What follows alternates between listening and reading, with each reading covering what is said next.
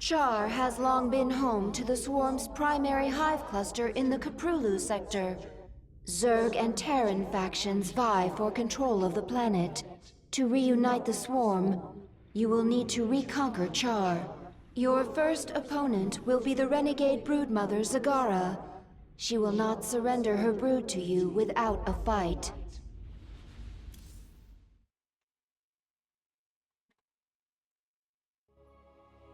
Hey Valerian, hey Zagtaft. Giant Leviathan!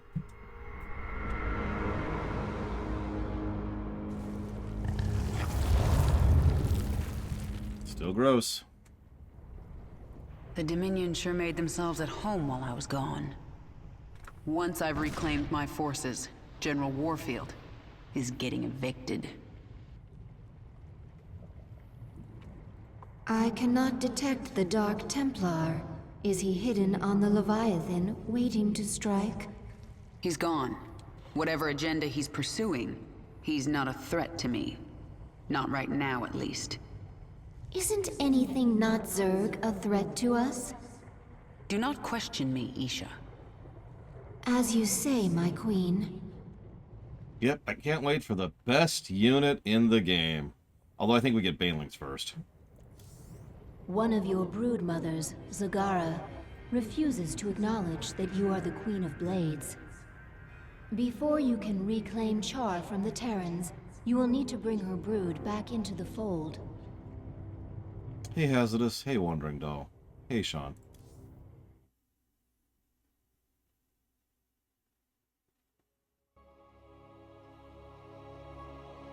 I mean, Banelings are cool. They're not Swarmlings, but they're cool. Zagara's brood is currently huddled in Char's acid marsh, where you stored millions of eggs for future use. From the location of her hive cluster, it appears Zagara intends to gather as many eggs as she can. So you like Warcraft 3 missions, right? She's trying to build an army. But how will she hatch the eggs? She can place them in a birthing pond to quicken.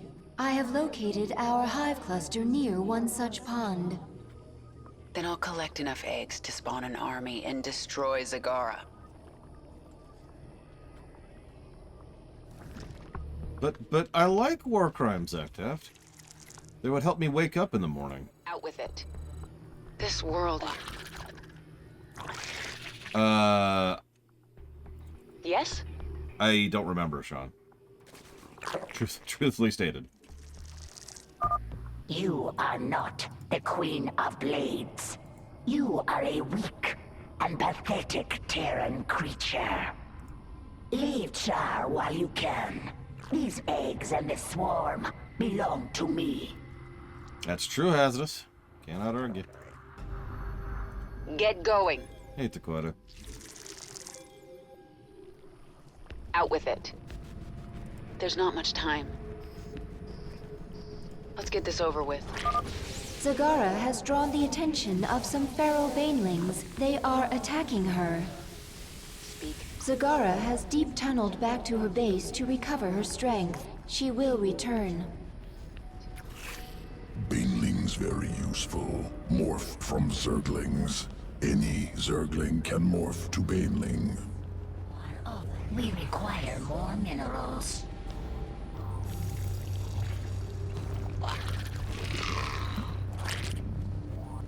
Yes?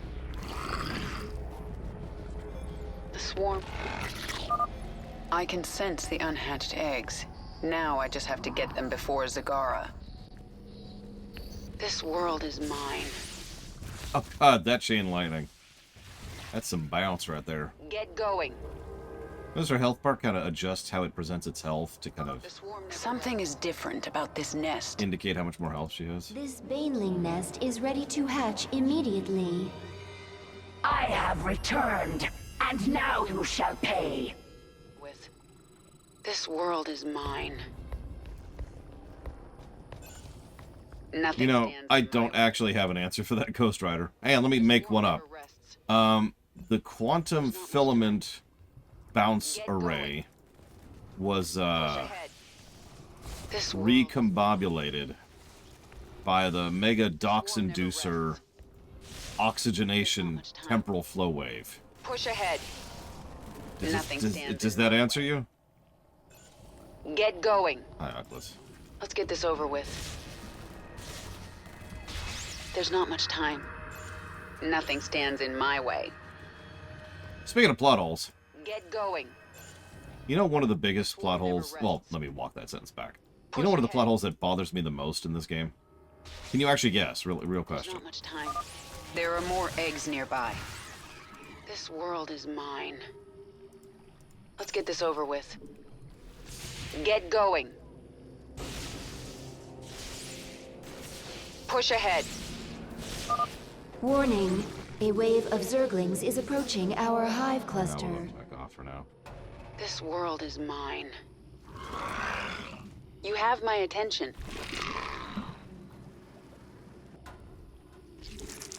Our forces are under attack. Hi. Goodbye. You kill me with minions? At least fight me yourself! What? Not my fault you suck. Oh, I need Carrie to be there. By the way, did you notice that the Zerglings are reconstituting exactly as they're supposed to? Because we fixed that upgrade and it's absolutely ridiculous. I love that upgrade. No, the thing that bugs me the most, yes, unfortunately we are. Not this. The thing that bugs me the most throughout this game, throughout Heart of the Swarm, Kerrigan has this weird subplot of wanting to ready the swarm so that it's like super good and awesome and ready to fight. Now the implication is that she's prepping the swarm to fight the hybrids, right? That's like, aha! She's gonna beef up the swarm, and she's gonna do this whole thing. It's gonna be in almost every mission, pretty much from this point onwards, of her trying to make the swarm even better, even more capable of surviving. Which, what? First of all, yeah, she's obviously unaware of the hybrids, which is problem number one. But even when she becomes aware of the hybrids, problem number two, why would Kerrigan, who, I remind you, has no particular memories of being the Queen of Blades, ever decide to actually sit down and be like, you know what this galaxy needs? You know what this sector needs? Worse Zerg. Let's make them worse. What? Again, it's one of those little things, but it bugs the crap out of me. Why are you trying to make this situation worse for everybody? The Queen of Blades, by all accounts, was aware of the existence of the hybrids, yes. Now, there's some questioniness about that, but that's where we're at. What am I doing? Let's get this going. Abathur evolved into Overlord status. Oops, not you. We found several infested Terran structures nearby. They seem to be of interest to the feral Zerg. I'll destroy them if I get a chance. I have returned, and now you shall pay.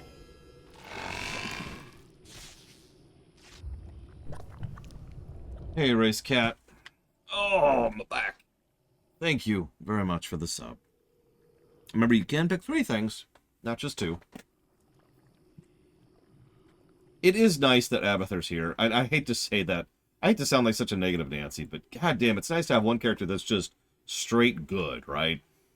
No asterisks, no, well, it's good except for this scene, no pluses and negatives. Abathur is just straight pluses.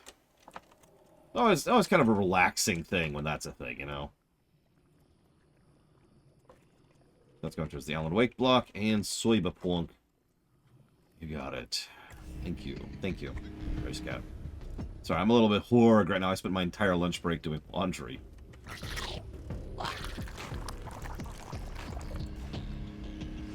Hey, Lene Ruth.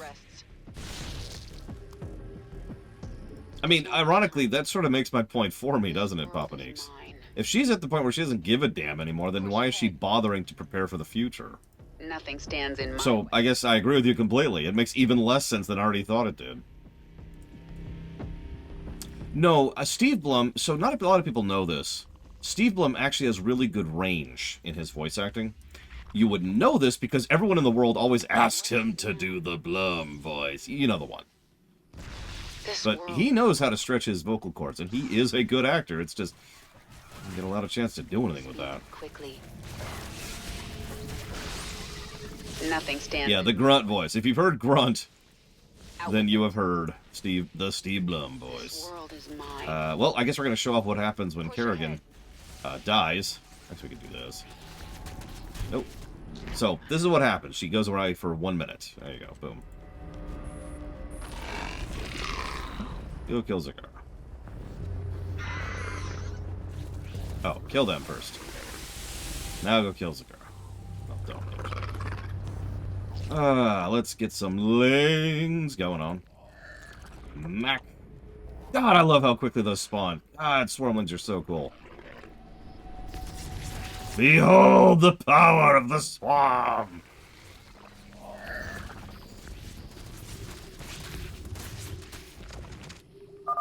No, this cannot be.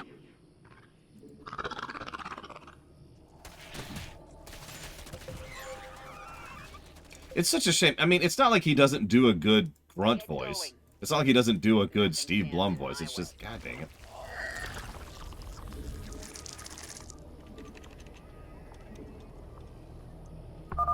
We Let the man destroyed act, you know? one of the infested Terran structures. One more remains. Rests. The swarm hungers. Well, go kill it. Out with it. Zoltan Cool is from Diablo 3, yes. What's funny is, I sense more eggs. Here. one of the things that I mandated when I was doing our Diablo is I demanded that my actors not, like, try to emulate or compare the original voice actors for the roles they were playing. So if you've heard Zoltan Cool in Diablo 3, you know he has an like even more gravelly than usual. Like he dials up the Bloom voice to 11 for that role. If you've heard the guy who plays it for our Diablo, he kind of goes the exact opposite with that. He sounds like a almost like an aristocratic scientist kind of a deal, right? Quickly. Our forces are under attack. Very detached is what I asked him to do. Because in my mind, our Zoltan Cool was someone who was just kind of like Abathur, to be completely honest with you. Someone who was just so detached from morality that it didn't even occur to him to think about it. Let's get this over with. The swarm never rests. Mission accomplished, hazardous. You have my attention. God, I love swarmlings. I love self-resurrecting swarmlings. Look at them. Look at their glory. Let's make more. Swarm. Oh, sorry. Look at that. Look at that nonsense. Yes? Push ahead. The swarm never rests. Let's get this over with.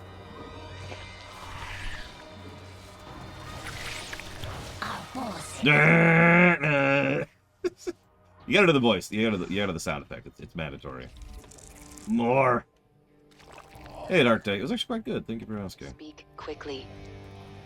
What's going on up here? Okay. So I just want to do something just for fun.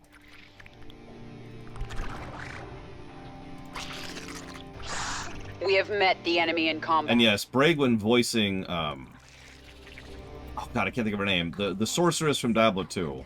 What are you,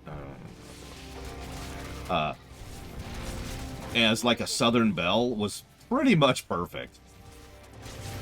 The hive cluster is under attack. I never really die. I am the swarm. Oh, okay. Well, I guess I can just go home then. Yeah, also infested bunkers. We're kind of already familiar with those thanks to co-op mode, but yeah, this is what we... You don't even return to defend your own hive cluster? She's just... Strong are you? She's just talking smack. The swarm hungers. Lady, I don't need to return to my own hive cluster. Our forces are under attack. Enough. While you've been stealing eggs, I've been making troops. Really? Let's see how they do against nothing but swarmlings. Push ahead. Just swarmlings. Just swarmlings. A huge swarm of Zerglings is approaching our hive cluster. I'll go ahead back. We should defend with all available forces. Yay. But first, take out her base. Like her whole... Just take out her whole base. Just the whole thing. Just nuke it. Just nuke it. It's okay, they're swarmlings. I can cross the map in like 10 seconds. Yeah, you can see why she decided to make Zagara her pet project, right? There are so many of them, they're having trouble properly surrounding the enemy forces. Our forces. Are you gonna attack me, Zagara? Defeat me 1,000 times, and I will always return. Really? Human, Dark Day. I only did as you instructed, my queen. Hold. I told you to rebel against me. You told all your brood mothers to be strong, to fight, to conquer. Not yet, Lunaruth. The Zerg lead by force of will. Your will is strongest, and I shall serve you. I will let you live, Zagara. I want to rebuild the swarm, and you are a part of that plan. You are my queen. She also spares her the moment she obsequiouses? Bows. Literally, if you were paying attention to the model, Zagara literally bows before Kerrigan. By the way, quick aside, it's so nice to say Kerrigan instead of having to mentally acquiesces, thank you. Instead of mentally having to keep saying the Queen of Blades, because the Queen of Blades does not roll off the tongue. Anyways. Domination. Like I said, generally good mission. Kind of follows in the line of that of Stratholm. The Purging of Stratholm. Yeah, Queen of Blades was never a particularly great name. Like, at least the second Lich King has, like, an impact in how you say it, so it kind of rolls off the tongue reasonably smoothly. But the Queen of Blades actually changes how your, in English at least, changes how your mouth is formed each time, so it's like, anyway, sorry, moving on. Yeah, did you notice we just completely skipped the Baneling step by just running over her with Swarmlings, by the way? God, I love Swarmlings. I need to start writing down unit design positives for this. Quab. Who was she? She was the Quab. Zagara is here to serve your will. Tell me, Zagara, how would you drive the Terrans from this world? I would obliterate their fortress on the Dauntless Plateau. But the only way to reach it is through the Bone Trench. Be warned. Ever since the Terrans destroyed our infested platform, they control the skies. We will be vulnerable. That doesn't concern me. Warfield has no idea what he's up against. But what of the Zelnaga artifact? Could the Terrans still possess it? They might, but I know it's not here on Char. It's no threat to us.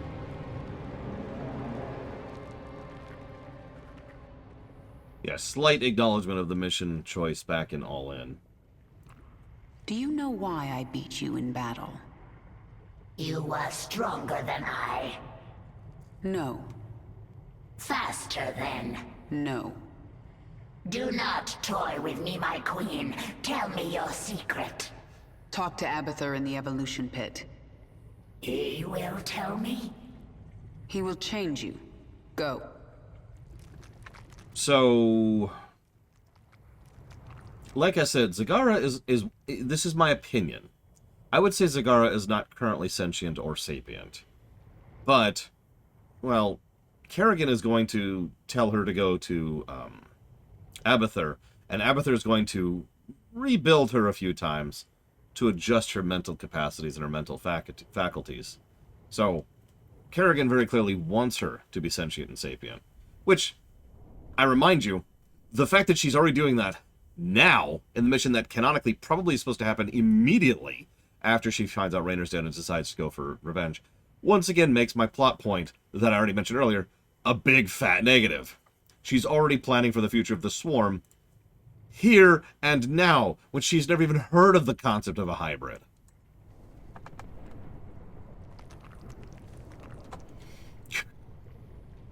Why? I don't even know what to call that. What do we put that in? Is that character? Is that out of character for her? I think that feels like character.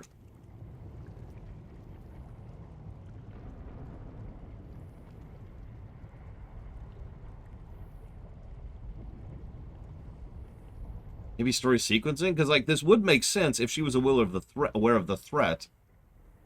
And she was like, all right, I want the Godzilla threshold, right? I want the no really finger trigger pulled in the background.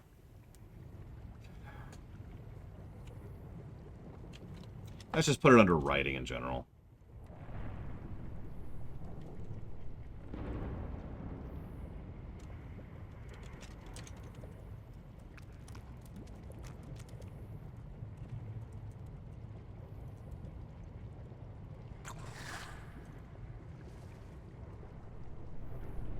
We will never conquer our enemies by doing nothing. Isha, don't make me send you to Abathur.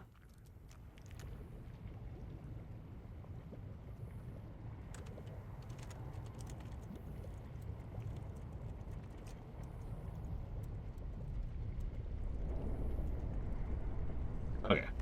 The swarm is growing again. Now for you, Warfield. Reclaiming this world will send a message to your Emperor. I'm coming for him. It's weird, isn't it, Oculus? It's just like, it feels like, how do I put this? You know how you, the writer, know where your story's going.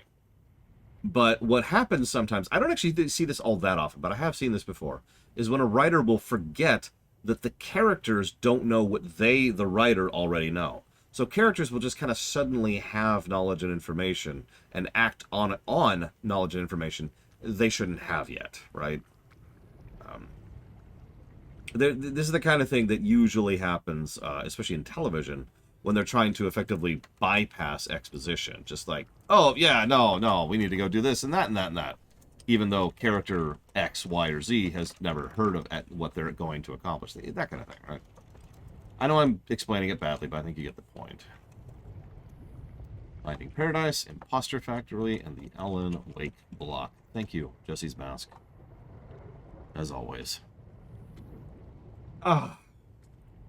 Isha, all around me I see signs of the old Queen of Blades. But I can't remember why I held my forces here on Char for so long. You were studying the future, planning for a great war. What war? Explain. You never told us. You only said that you had seen a vision of our extinction, and you wanted us to fight to the last. I don't remember that. At all. That also completely contradicts her attitude back in Wings of Liberty, where she was completely resigned to the oblivion that the hybrids were bringing. As I said, retcons are good or bad based on whether or not a retcon is good or bad. That's a bad one in my opinion. But of course, that's just me. Winlock, thank you very much. I will jot that down for the Zelda block and for the Terran Gambit.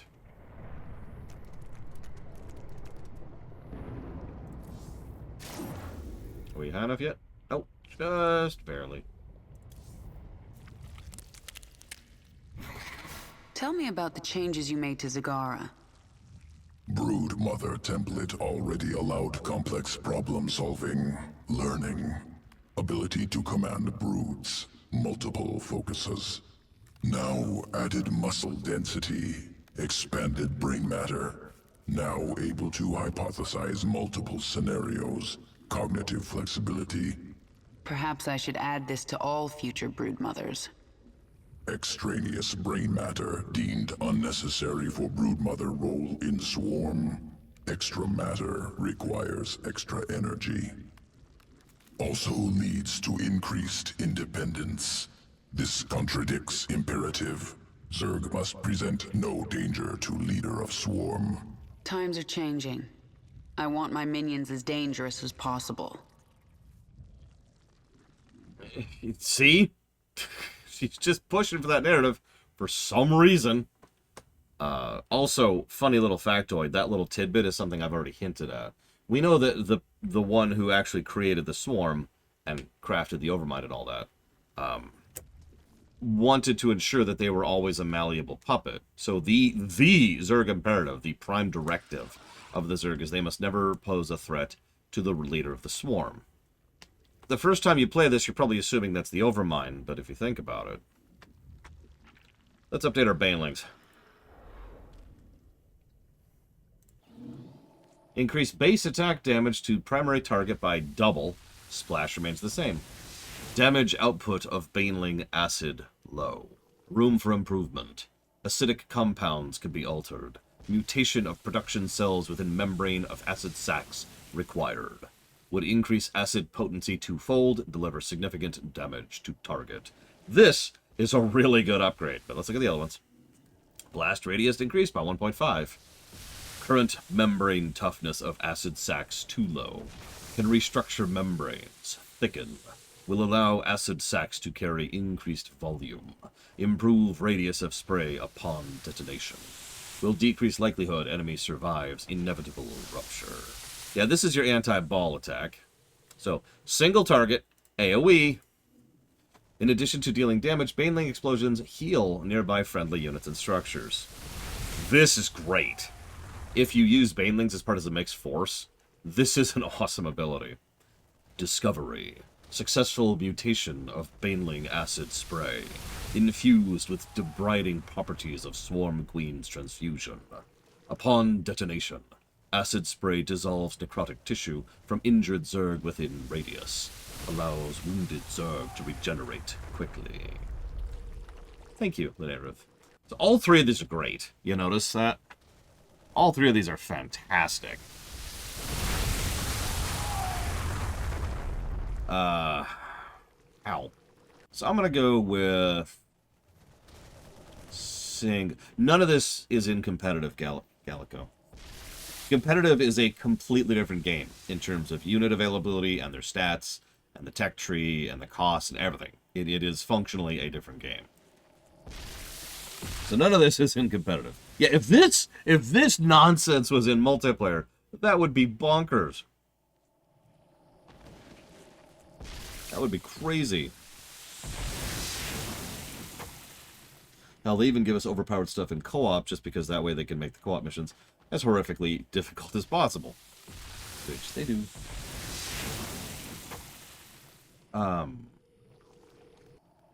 Okay. Did they really trip? I hadn't heard about that. Yeah, I want to go single target for now. For now. Yeah, it's a shame. Magic the Gathering has a concept, and I forget what they call it. Maybe someone in chat knows it. It's basically all bets are off matches.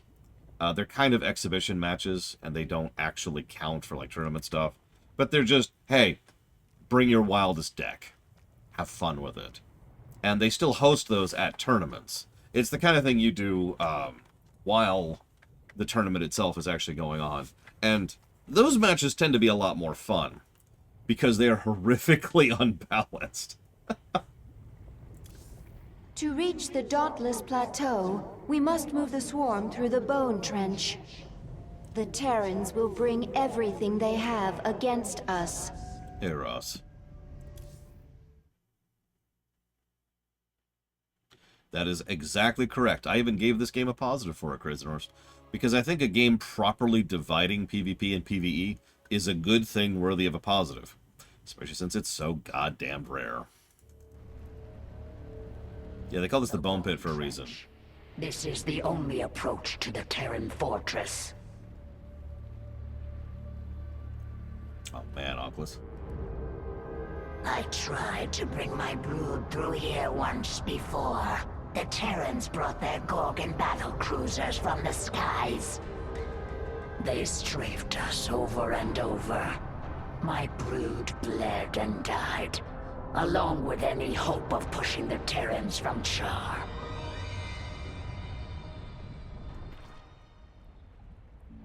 Wait, those are Scourge nests. They could bring down a Gorgon. We just need to reawaken them.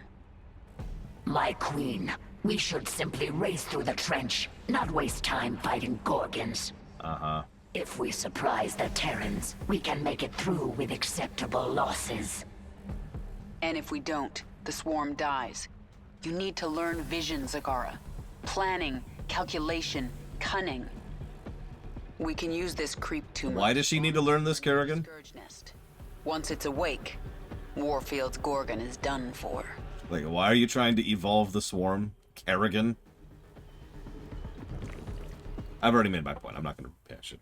One thing I do want to say, you remember how we talked about how Warfield isn't that great of a general, but is obviously a really, really good fighter? Yeah, she literally just suggested A-moving. It's worth noting that the only times Warfield really loses is when he's going up against Char in an impossible battle, and when he's fighting the player. So, like, he was doing pretty well on Char by himself. Speak. My queen, General Warfield has called in a Gorgon. It is headed for our hive cluster. That ship is huge. No wonder Warfield can't deploy 2 of them into the trench at once. He only needs one. Hurry. Spread creep to the scourge nest so we can place a creep tumor by them. I'm not really in a lot of rush, although I'm trying to remember. What was the achievement for this? Don't let 5 units die to the Gorgon. God damn. Of course, I have that. In less than 20. Is that this mission? What mission are we on? Yeah, where's the Gorgon one? Fire in the sky. So this is not old soldiers yet. The Okay. scourge nest. I hope it is enough to destroy the Gorgon.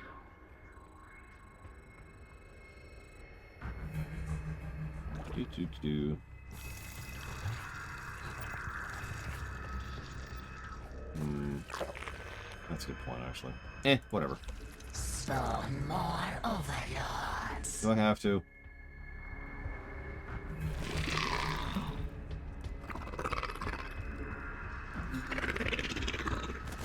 Hi. Discovered usable essence within Zerg biomass. Valuable sequences. Recover will empower Queen of Blades. Do like being empowered. We require more minerals. Get going. This world is... I like how there's just fire bats slowly burning away all the Char mass, which makes sense. Warfield probably has a slow, long, gross job ahead of him clearing Char off. In fact, I've often wondered if him being assigned here was kind of a power move by Mengsk. Push ahead. Because, you know, Nothing stands in my way. he's pretty loyal to Raynor by the end of Rings of Liberty. Yes? And Warfield's a generally decent person. The swarm never rests. So Mengsk feels like the kind of guy to me who would kind of keep that kind of a person as far away from him The as he swarm could. never rests. You know? So, Get here's going. your reward. Clean up Char. This That for a world fun is thought. mine. We have met the enemy in combat. I don't know about you guys, but Nothing stands in my way. that doesn't sound like fun to me. There's not much time. We have met the enemy in combat. Whoop, whoop, whoop. Back up, Push back up. ahead. That's a bit much. Let's get this over with. Our forces are under attack. Get going. This world is mine. The swarm never rests. That's true. He joined Valerian, and then he joined Raynor. Our forces are under attack. Gorgon approaches our hive cluster. We're fine. It's still way over there. We got some time. Based on how the timeline lines up, I'm pretty sure that You have my attention. Warfield was already in a state of retirement by the time StarCraft 1 got going, which means 2, 3, 4, 5, 3. He was probably with the Confederacy. So that's probably another thing going against him. No, we did Ice World, which I can't think of the name of right now already. We require more minerals. No, I don't. Lie to me. Galdir, that's it, Galdir.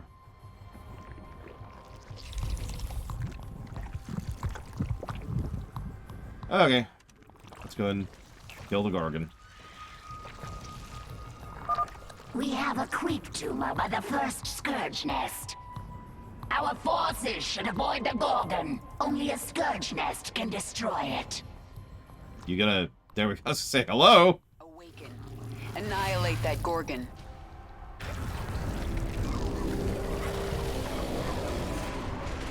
Goodbye. It wouldn't surprise me. This is the beginning of the end, Warfield. The Scourge Nest spent its entire life force to take out the Gorgon. We have more. Get a creep tumor by the next one. Move. To my knowledge, we're never actually told anything about Warfield. I'm just speculating based on the timeline. But yes, Takoid is correct. Pretty much everyone who is an adult now was probably a part of the Confederacy to some extent or another.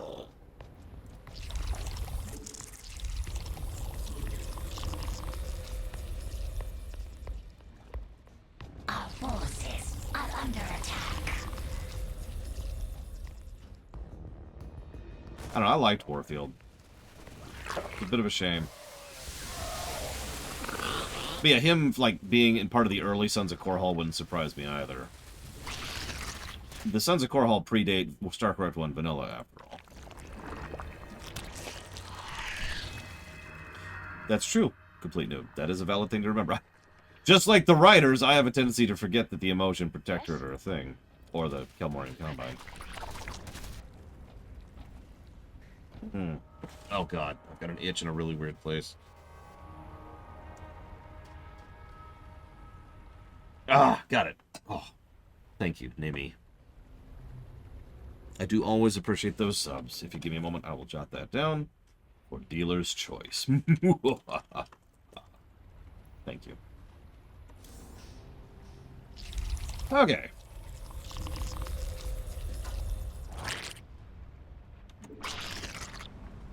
See what we can do over here. Nothing. Wow, it just melted instantly. There are some resources over there, though. Who asked you? We have met the enemy in combat.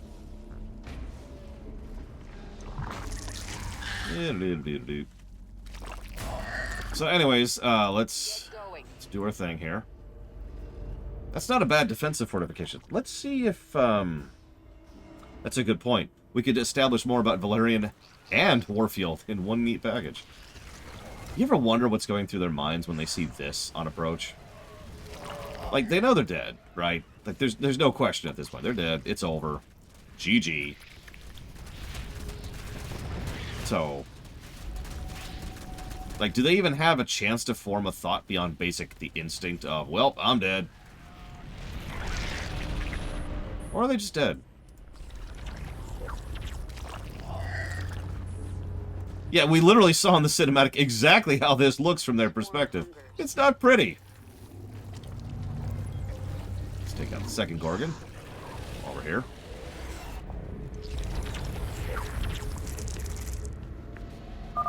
Two down. There's more coming. Spread the creep. Bring in a Gorgon. Crush Kerrigan.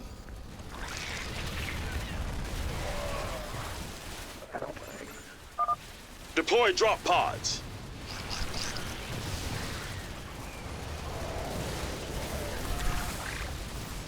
Yeah, I know that I'm boring and pathetic, but I'd love to hear more about the actual politics of the Caprulu sector on the Terran side. Thank you, my queen. There are more of my brood burrowed among the dead. I may want to keep you near the front lines to spawn creep tumors. I understand. The more tumors there are, the faster creep spreads. Hey, Mr. Red. Yeah, this game, I don't know, is this game really better than FF11? Honestly? You know, that's true, Crazy Norse. These people are people who were part of the Char assault, which is probably another reason why they're still stranded here. We're on the subject. Swarmlings! Woo!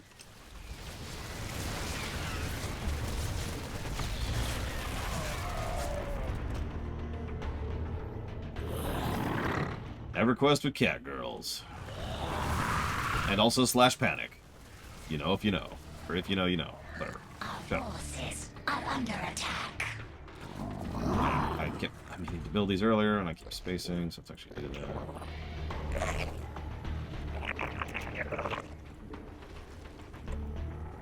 Come on.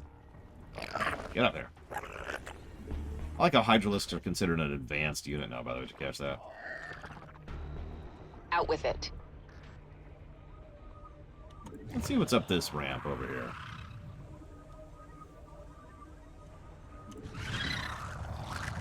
How would I do with Swarmlings? Oh, gosh.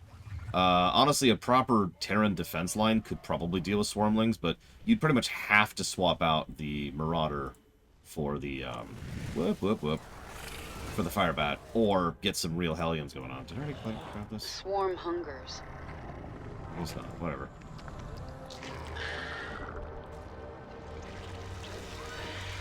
You have my attention.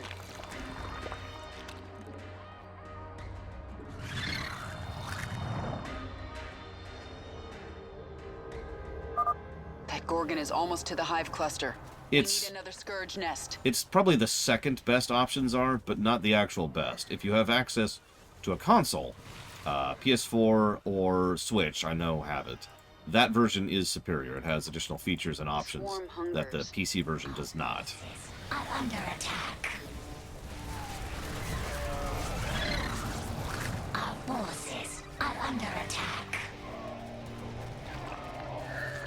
I mean, there's no probably. The Switch version is without question, or excuse me, the console version is without question the best version. Speak quickly. The question is if you, the individual, have access to that version. Our forces are under attack. Well, just right off the top of my head, the ability to just turn encounters off comes to mind immediately.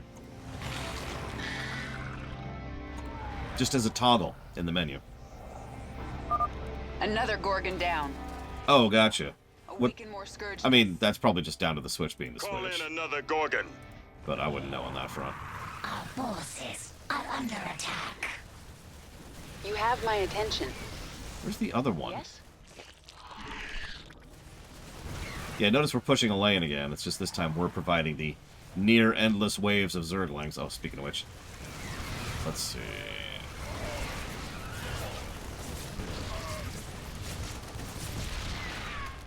Oh, wow. Out with it. Our forces are under attack. Yes? Swarmlings are just fun, which is why I went with them. There's not much time.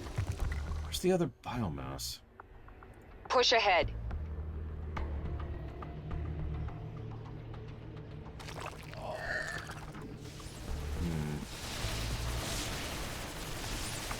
Let's get this over with. Nothing stands in my way. Out with it. Hey, Krenzler. You have my attention. Our forces are under attack. Oh, no. You. Tank. Whatever shall we do? Our forces are under attack. I had a boiga for lunch and a limeade. I like limeades.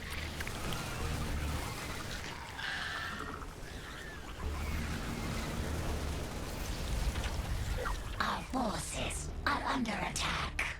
Oh, yeah, I should probably go ahead and pop this now. Our forces are under attack.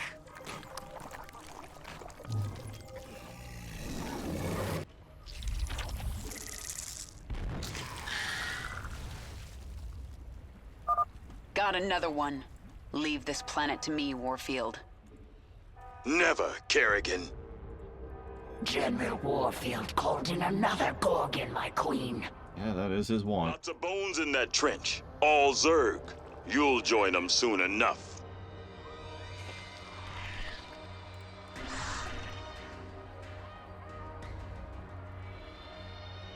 We're gonna find out in a second now, Zero. Speak quick. Who asked you? Sorry, it takes a moment to get over 100 Zerglings in one spot. There we go. Our forces are under attack. There it is.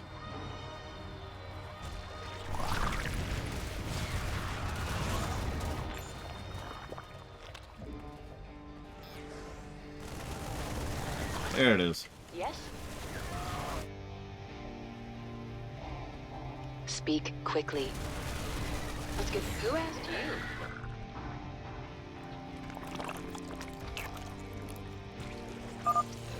Biomass obtained. Good sequences.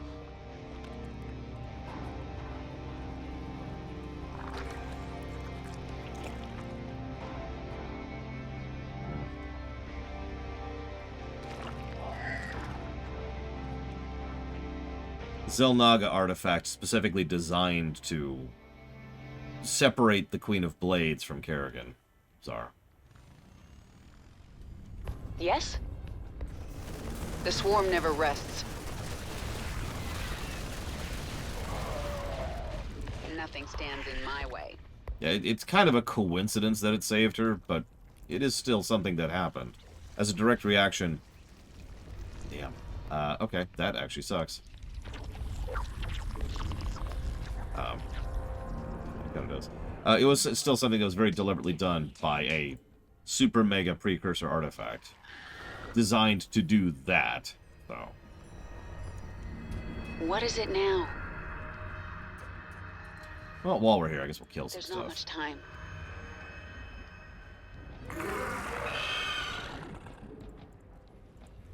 Our forces are under attack.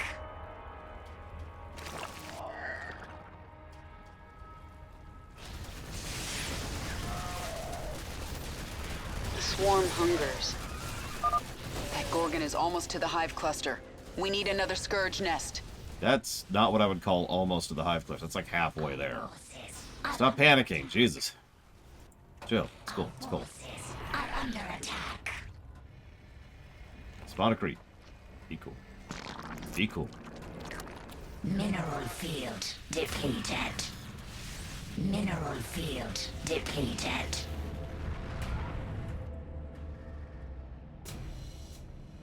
Well, that's the map, so, wait. Mineral field depleted. Do-do. Forces are under attack.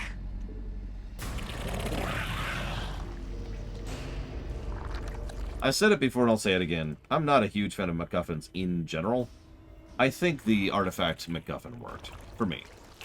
Mineral field depleted.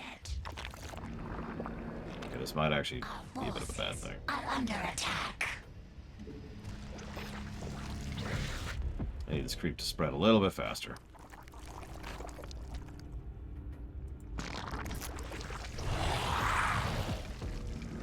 Is that close enough? That's close enough. Okay, good. The hive cluster is under attack. Goodbye. Another Gorgon! You'll pay for this, Kerrigan. Get another Gorgon into the fight.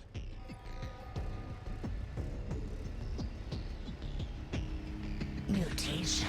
You know, Warfield, maybe you should come up with a new strategy. I'm just saying. Yeah, the artifact's just gone. It's weird. Mineral I'm sure it's not a big deal. But don't worry about it. Don't worry about it. It's a super mega ancient precursor artifact that's just gone. I wouldn't worry about it. Get a strike team to that Scourge nest before the Zerg activate it. Another Gorgon down. Keep it up. Awaken more scourge nests.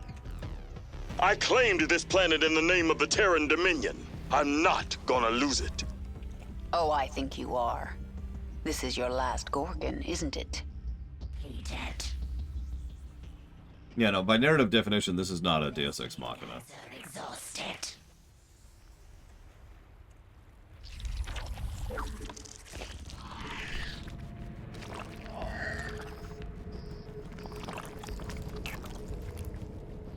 Why would you do that, Oculus? Why don't we just send out our Gorgons endlessly against an enemy who has a perfect counter to them that you can't stop?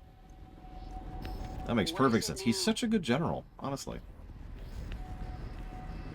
Anyway, so I just kind of wanted to show off what a swarm looks like.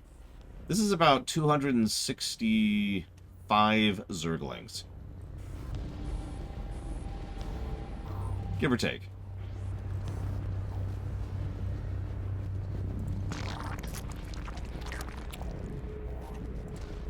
And that's why I like Swarmlings. They build nearly instantly. Actually, I can make more. They build nearly instantly, and every one you build puts out 3. And that plus the movement upgrade, which you'll notice I already have. Plus some basic attack upgrades, and yeah, no, the Zerglings are nuts. You have my attention.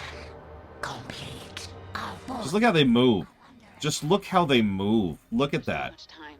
Look at that. This world is mine. Look at that. Nothing stands in my God, way. it's like mesmerizing. Push ahead. Get going. The swarm never runs. And then they're just here. This is 328 Zerglings, by the way. I can still get a couple more, but that's pretty much population cap right there. Let's get this over with. Out with it. Yes? And that's what they all look like burrowed. They'll never see us!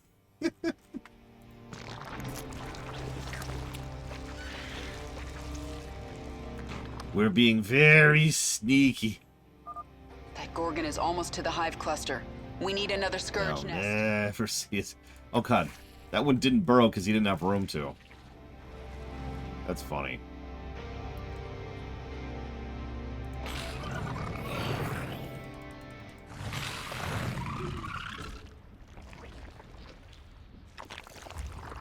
Yep, the blades of grasslings. Who asked you? Peekaboo. Peekaboo. Okay, sorry. We're done. Is it close enough? Yes, okay.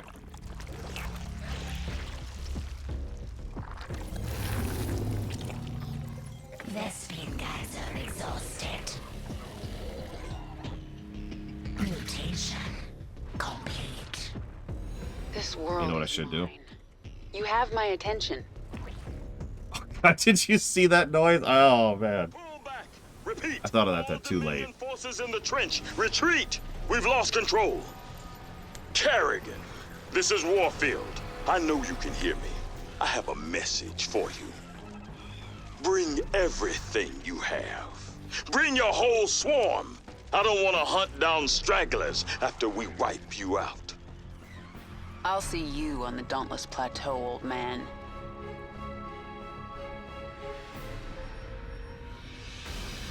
Okay, so I have to do this next mission in 20 minutes. I'm going to actually try a little bit. Percentage of map covered in creep, 20%. That's a thing.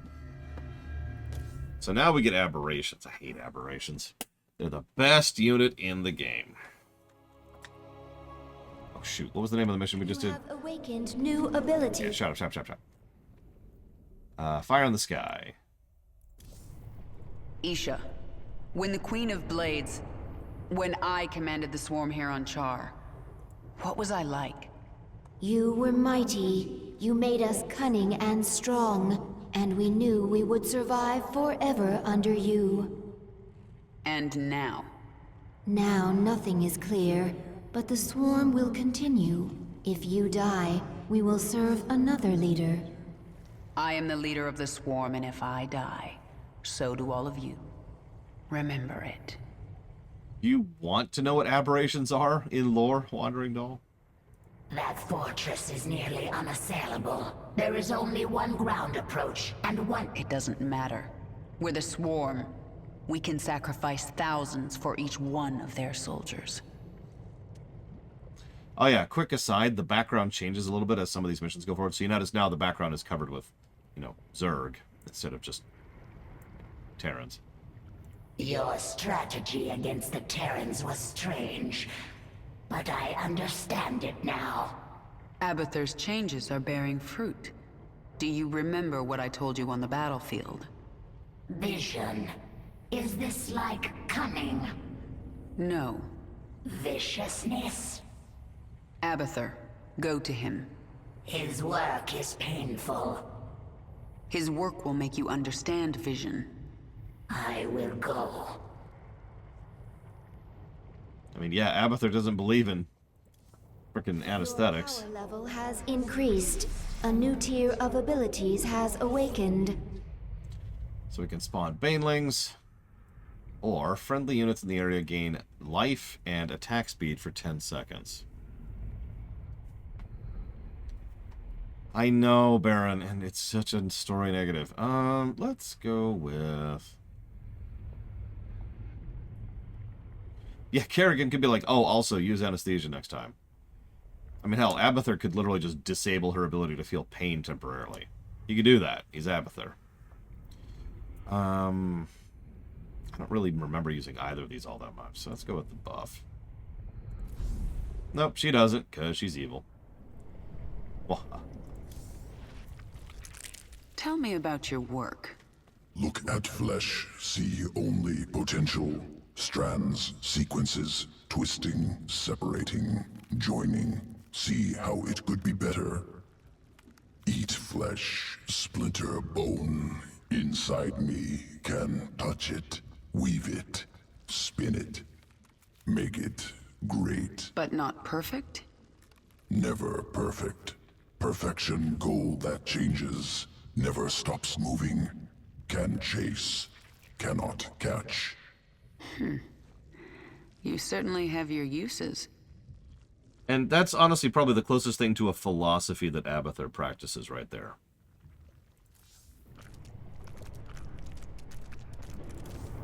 To rule Char once again, we must destroy the Terran fortress. They will fight with everything they have. We need only your command, my queen. By the way, I don't remember if the mission talks about aberrations. Let's see here. Does it have the lore here? No, of course not. Well, aberrations used to be people. So, that's all you really need to know about that.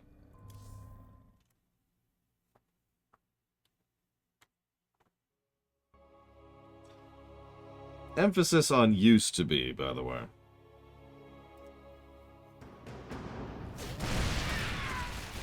We've reached the Terran fortress. They're dug in and ready for us. There is no room for subtlety here.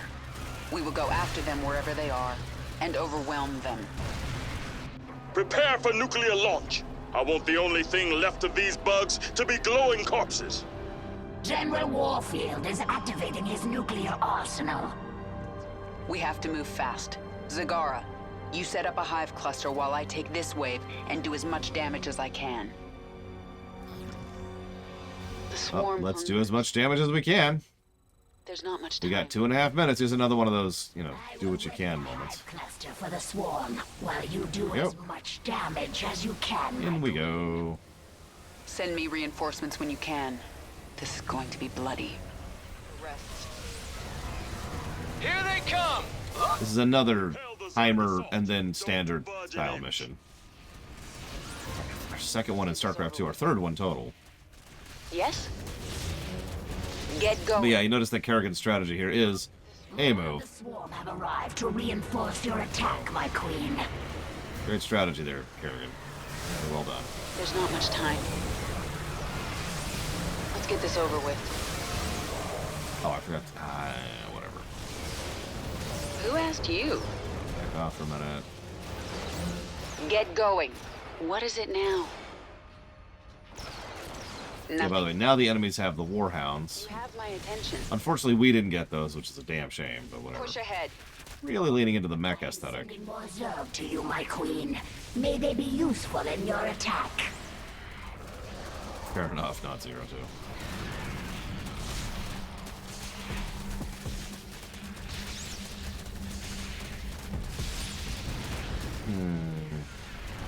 Yes? I think that by the end of this campaign, that would make sense, Lunaru. But at the beginning of it, not at all.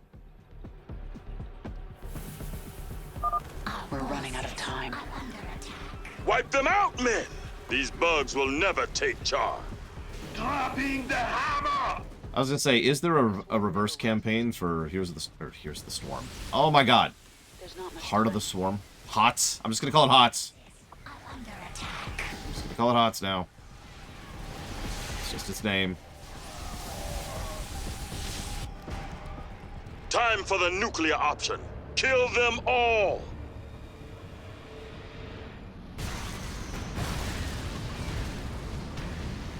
Heal over time. What? There's an S at the end of it. But... although, yes, HOTS is also... I hate you, Blade Javal. I just want you to know that. Barely survived that blast, my queen. Personal hatred. Warfield will drop more nukes on us as his arsenal comes online. Our only hope is to breach his tactical operations center. Once we're inside, it's all over. I have created something to help you destroy the Terrans. The aberration. Sequences sloppy, yet effective. Use them, my queen. Take control of the base, and the Terrans will learn to fear the swarm. So in gameplay, aberrations are mini ultras. That was already mentioned in chat. They're smaller tanks. They've got decent armor. They've got decent attack, especially versus armored. And they've got a surprisingly decent chunk of health. And with certain upgrades, they can absorb a lot of damage. Swarm hungers. Yeah, I was gonna say, there's some fun things that just makes them hysterically tanky. My queen, within these facilities, the Terrans experiment upon the Zerg. This cannot be allowed. I'll destroy them if I get the chance, Zagara. I mean, Gorgrond isn't really the best zone in Warlords. Frankly, neither's the Forest. So if you want to skip down to Arak, which is pretty legit, go for it. It's not like you can't. Let's get this over with. Oh yeah, they're also decently fast, as you can see. This world is mine. Leave Char. If you stay, I will slaughter your men to the last. Not the greatest negotiation tactic, but it is interesting he does give the guy the option. Get going. That'll come up again in probably about 20 minutes here, give or take. Nothing stands in my way. Push ahead. The swarm hungers. The swarm never rests. There's not much time. More aberrations for you. We require more minerals. Let's get this over with. Nothing stands in my way. Get going. This world is mine. As much as I don't like aberrations, they are actually a really effective unit. You're just never going to see me use them because they're aberrations. Push ahead.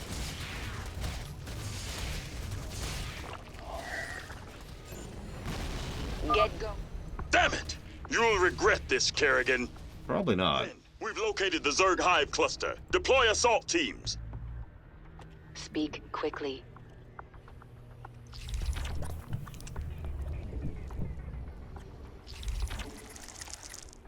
Our forces are under attack. This world is mine. I mean, you realize that's a person who's had extra claws attached to its This world bottom never rests. and has giant pustules just kind of growing off its back. There's not much time. It's the next step of an infested Terran, put very simply, Forces are under attack. and everything that implies. Get Oh, apparently there are going. multiple people, my bad. Nothing stands in my way. Sure, that's exactly what I want, is to zoom in on those things. 1, 2, 3, 4, 1, 2, 3, 4, 1. Give me one sec, give me one sec. Who asked you? So you can kind of see what its face looks like. And there's the rear. And, yeah. That's, anyways, that's aberrations. What is it now? You might be able to push up here.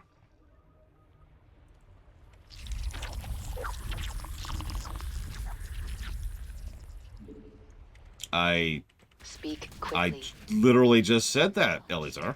The swarm never rests. The Terrans are launching another nuclear missile. Clear the area. Okay.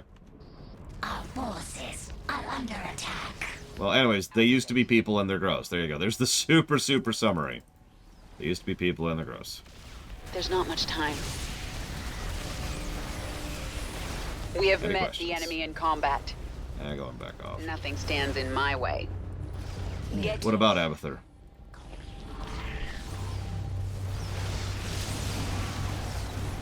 If you want even more positives for Abathur, we're gonna have a chat, I think.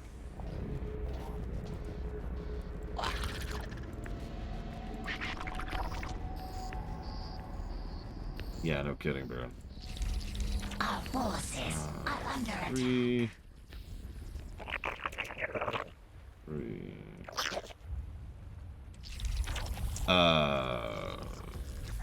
I don't remember saying that, Eleazar, so I'm gonna have to go with I have no idea. Let's get a basic force going. Hi. Hello. Who asked you? Speak quickly. The swarm hungers. I mean, Abathur doesn't like working with humans in general, so that might be part of it.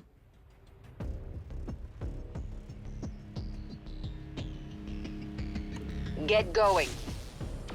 We have met the enemy. Because humans aren't...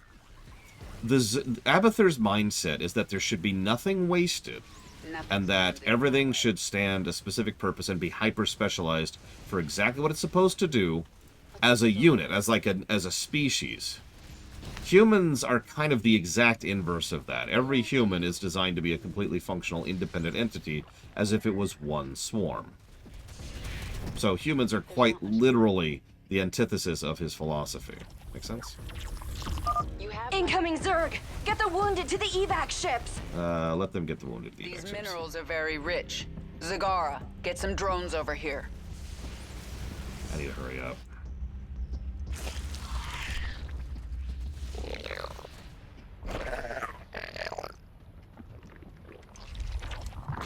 Mutation complete. I know the game's like, you should bring aberrations. No, I'm good. Get going. Well, yeah, we cheated, Eleazar. Evolutionarily speaking, we cheated. Everything else got stronger, or faster, or more defenses, or more healing. We got smarter. It's been pointed out before, intelligence is not necessarily conducive to survival. Detected. We have detected another nuclear missile launch. I mean, everything got lucky. That's whatever. Could you stop nuking me, please? I've taken out the science facilities. No? That'll put an end to Warfield's Okay, cool. experiments. Just thought I'd ask. I hope those bugs are good company, cause they'll join you in hell. You should have left Char to me, Warfield. Actually, you know what? Go down here. Define intelligent. Push ahead. I'm in a little bit of a hurry here. In fact, Nothing we're gonna stands save in here. my way. See how this works out. Let's get this Buff over all with. those Zerglings in the middle of that nonsense. Get going. This Damn it, girl. We saved you. How could you return to this? Forces. I asked you to leave the planet, dude. We should morph units that can attack flying units. Morphing hydralisks or queens will allow us to destroy the enemy's flyers. Really? Ghost teams Bravo and Delta, open fire! Are under attack. Our forces are under attack. speak quickly. Actually, yeah, Qui-Gon did say the ability to speak is not a sign of intelligence, although I think he was just trying to rag on Jar Jar there. I don't know. I could be wrong. This Oh, there's another way. Okay, that's cool. That's cool. Evacuate civilians. Soldiers, stand your ground.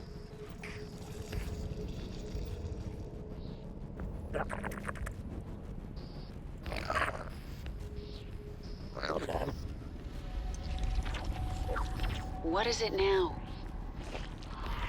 Keep harassing them. Oh yeah, much better, Taquetta. Like, noticeably better. Our forces are under attack.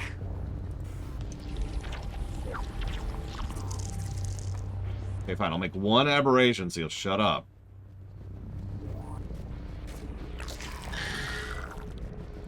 What is it now? Our forces are under attack. Literally, it was just blink, blink, blink. And I'm like, fine, fine, here. Nuclear launch detected. Where? Warfield has launched another Really? mission of forces. Okay. Our forces. I don't know what I'm gonna do about that. You gave up your humanity for this. To kill 4 more minutes people? to go. Attention. Out with it. I think we'll make it. The swarm hungers. What is it now?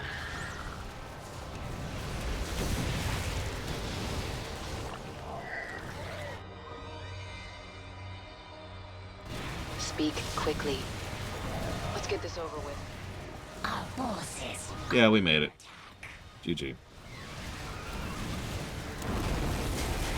You have my attention. The way is clear. Go, hunt them all down, but leave General Warfield to me. They were trying to, TSP. They were not succeeding.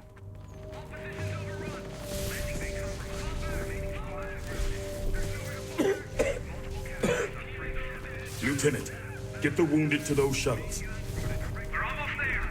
Should I send a team to get you? I'm fine, Lieutenant. Just see to those wounded. Giant chunk of rebarb going probably through a lung. I'll get out another way.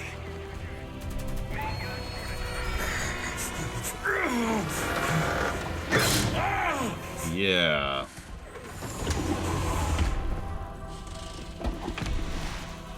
Yeah, no, he's already dead. General, there's too many Zerg. We're not gonna make it.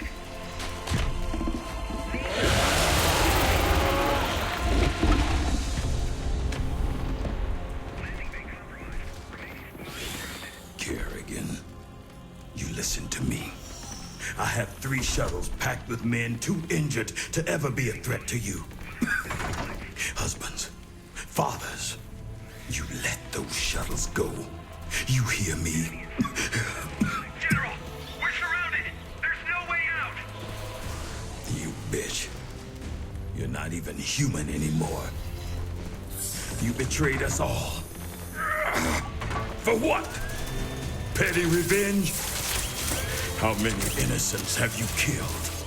How many more have to die? What if Raynor could see you right now?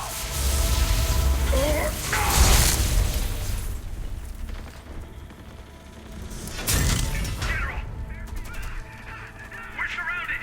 We're not gonna make it. It did have the intended effect, though. No, really. General, the Zerg pulled back. It's a miracle. We're going to make it. General. General.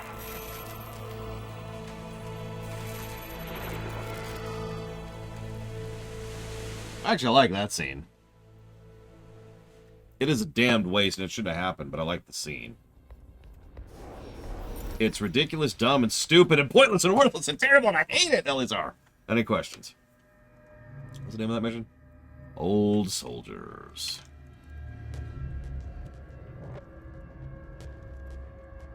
I've never put so much as one microscopic grain of thought into the Darth Jar Jar theory, because no, of course that's not true.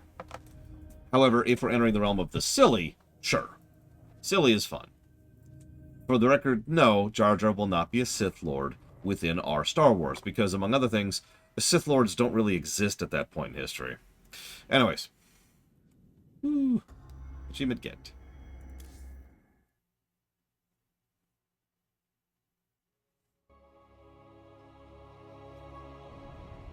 Yeah, it's a good parody, it's just not a good story. And now you can see, you know, the fortress is just kind of smashed in the background there. Char is ours, once again. Our enemies should fear us. We still have a long way to go. We are numberless, we are relentless, and we are evolving. We are also done on Char. I will decide on our next destination soon. Misa be given into the dark side. I am so powerful. I feel as if I could be a threat to you now. Listen well, Zagara. Someday you might rule the swarm. If you think you can take it now, make your move. But the next time we fight, it is to the death. All or nothing. I will serve you and learn from you. And perhaps someday, I will lead the swarm. But not today. And what lesson did I teach you? Vision, my queen. You taught me vision. The swarm is powerful, but power is not enough for its leader. I defeated Warfield not through numbers or strength. I simply possessed vision, and he did not. I will remember it, my queen. I hate to disagree with you there, lady. But you had power in numbers. I swarmlinged all over his face. Is how I beat that mission in under 20 minutes.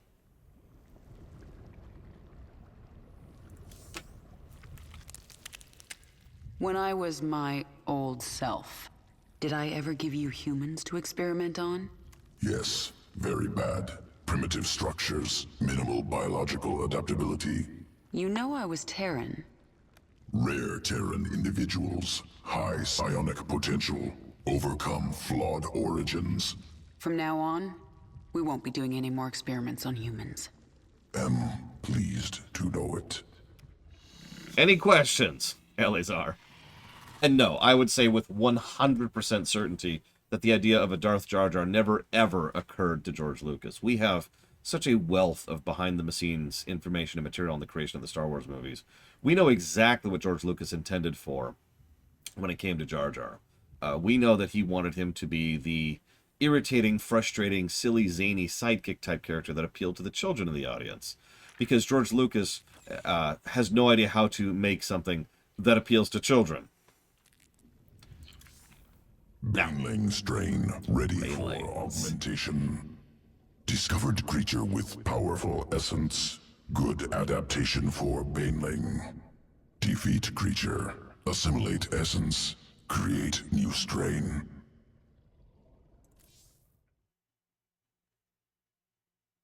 She's green, da-dum-dee-da-dum-da, da-dum-dee-da... Oh, sorry.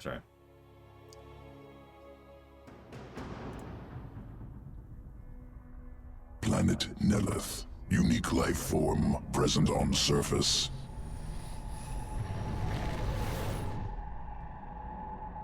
Mitoscarab. Organism has evolved elegant survival mechanism. Decentralized nervous system. Upon death, remains become two lesser creatures. This is great for pretty much every Baneling upgrade we just looked at. I want the Mitoscarab essence assimilated before the Protoss know we're here. Yeah, so every Baneling turns into another Baneling is great for the single target damage boost, the splash damage boost, and the splash buff. Truthfully, Ghost Rider, I would love to say that Warfield did the former to try and save the people in the shuttles. But no, I think he was at that point just driven with pain and spite. He was just trying to hurt her one last time. That's my take, anyways. Require additional essence. Prime Mitoscarab near. Oh yeah, the evolution missions are great. Yes, that's right. Let's turn our Banelings into slimes.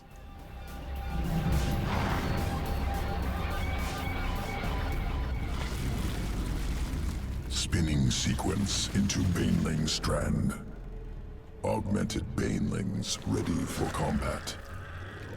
Excellent. Let's introduce the Protoss to our new friends.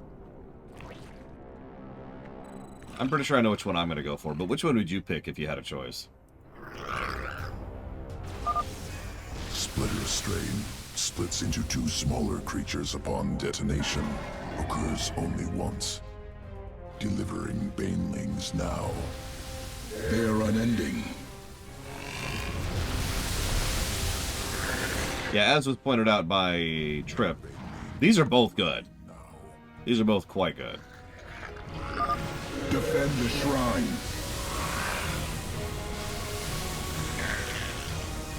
Goodbye. The Protoss are finished. Ready your next experiment, Abathur.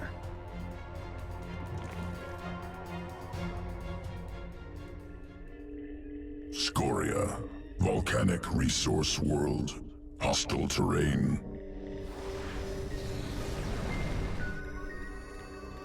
Thousands of banelings.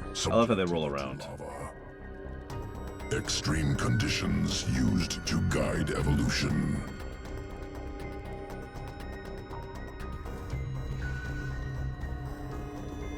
Over many cycles, adaptation occurs.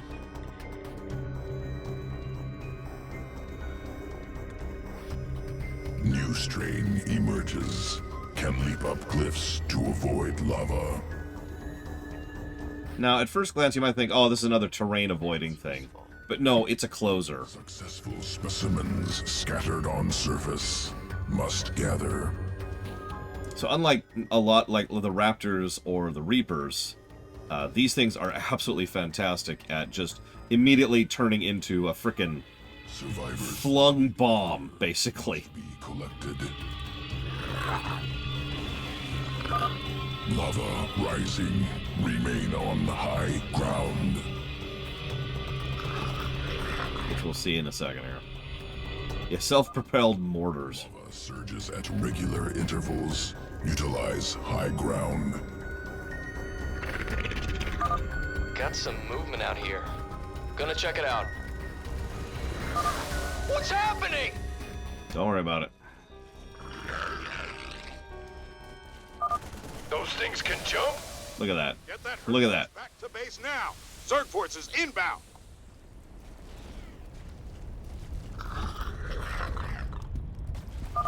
This ain't fair!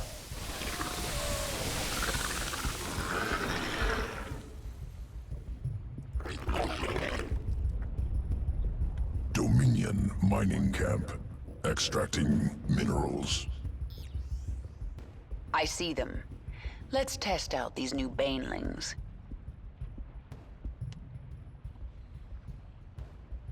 Front entrance heavily fortified. Banelings unable to pass. The base is built into the cliffs. Our banelings can travel overland and drop in from the back.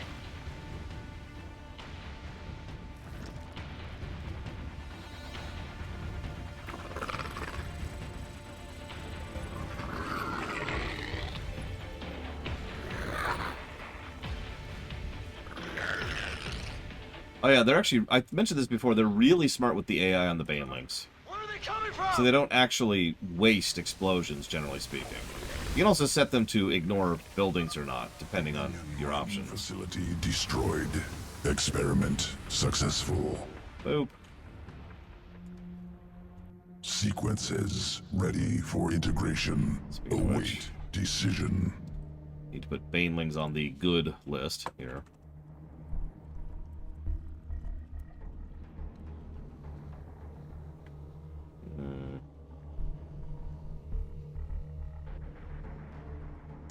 If you take the jumper, it's better to take the single target upgrade, because then, bam, whatever they jump onto just gets shot in the face.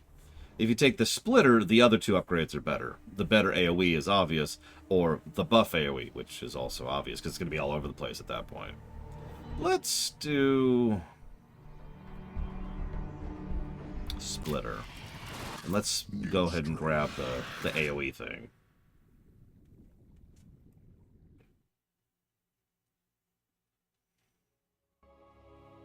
And yeah, let's grab that wonderful little regen ability for those, shall we? Switch over to that. There we go.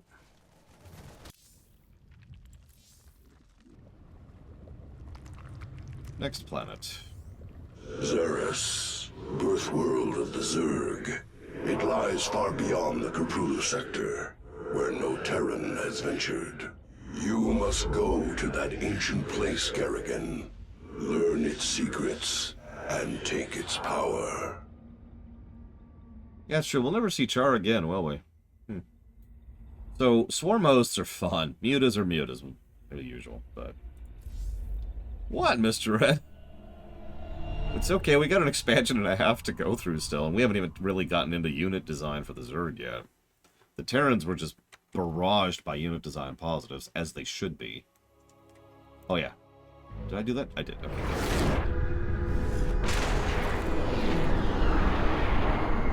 I actually like swarm hosts quite a lot. The power of Zerus called you here. My need to see Mengsk dead called me here. These Zerg will help me destroy Core Hall. You must let Zerus remake you, Kerrigan. The final war nears, and there is little time. I don't have to do a damn thing. I will not be a pawn in your prophecies. But you will do anything to have your revenge. Anything. Then that is enough. Thanks, Sertol. That's really helpful. Could there be a who are you conversation at some point here? Since this is pretty much the first time you've met Zeratul. No? Okay.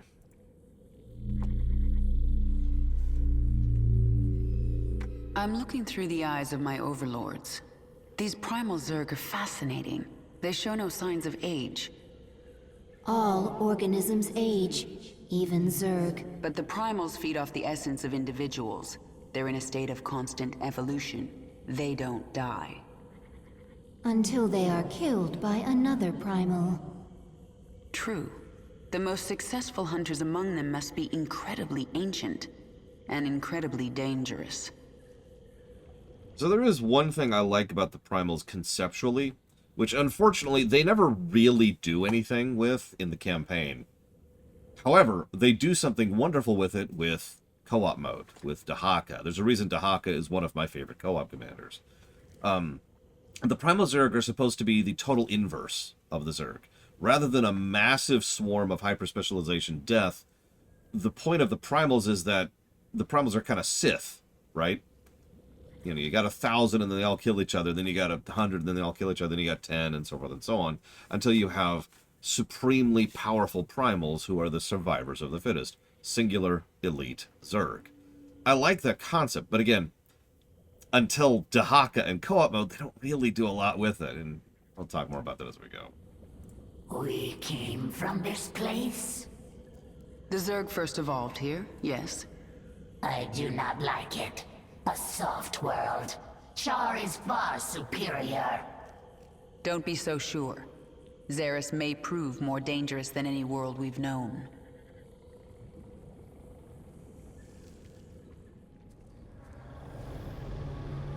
Why are you helping me, Zeratul? You have more cause to hate me than most. The Zelnaga wish you restored as the leader of the swarm. You know I don't believe in your mad prophecies. Your belief is not required. I act for the greater good, though it earns me the hatred of my own people. Spare me your self-pity, Zeratul. Everyone has to make peace with their own choices. I made my peace long ago. When we are done here, I will return to my people and accept their judgment. We all have to pay for our actions someday. I guess your day is almost here. Okay, so that was a completely pointless cutscene. That you could have done anything. You could have done anything with an interaction between Kerrigan and Zeratul. But that's what you do with it? Jesus Christ. Story negative. In all honesty, story negative.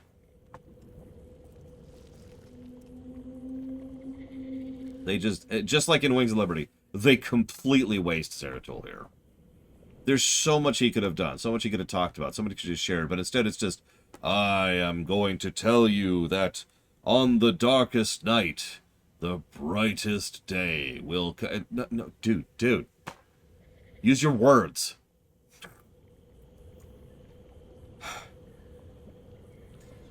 moving on. The Primal Zerg are disturbed by our presence.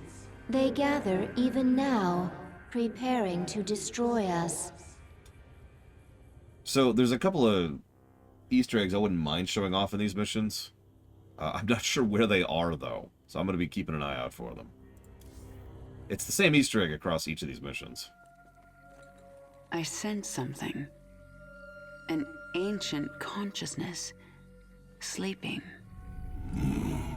The Ancient One, a primal Zerg who witnessed the creation of the Overmind. You want me to awaken it, don't you? If you truly seek the power of Zerus, you will need the Ancient One. My queen, enemy primals are massing nearby. They are going to attack us. They wish to stop you from speaking with the Ancient One. What will you do? What my enemies fear most. Always. You are on the path, and no longer need my guidance. You will not see me again, Kerrigan. And he goes off to be vague at other people. Bye, Zeratul.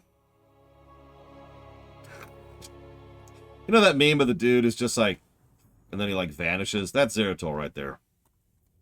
Oh my god. So this is the Ancient One. To awaken this creature, we must feed it. There's a lot of biomass here. We'll kill these Quilgore and have drones harvest meat from their corpses. Kinda similar to the Donnie Vermillion mission in structure. Once the drone is done harvesting, it will drag the biomass to the Ancient. Rap speaks now. You intrude on my territory, corrupt Zerg. We will devour your flesh. Warning. A force of Primal Zerg flyers is preparing to assault the Hive Cluster. Mutalisks reconstituted, ready for your armies.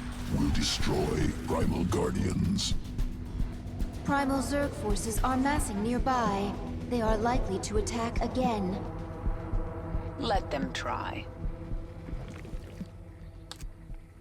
So, mutas. Who asked you? Jesus, Kerrigan. We'll go and mass muta this time This around. pack of Quilgore is our Do something first other than target. lings. Let's move out.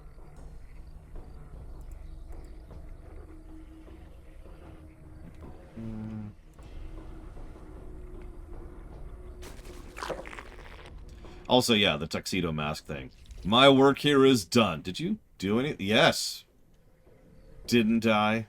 Didn't I? No! Oh yeah, the portrait is now of the actual face of the muta rather than the bitter part.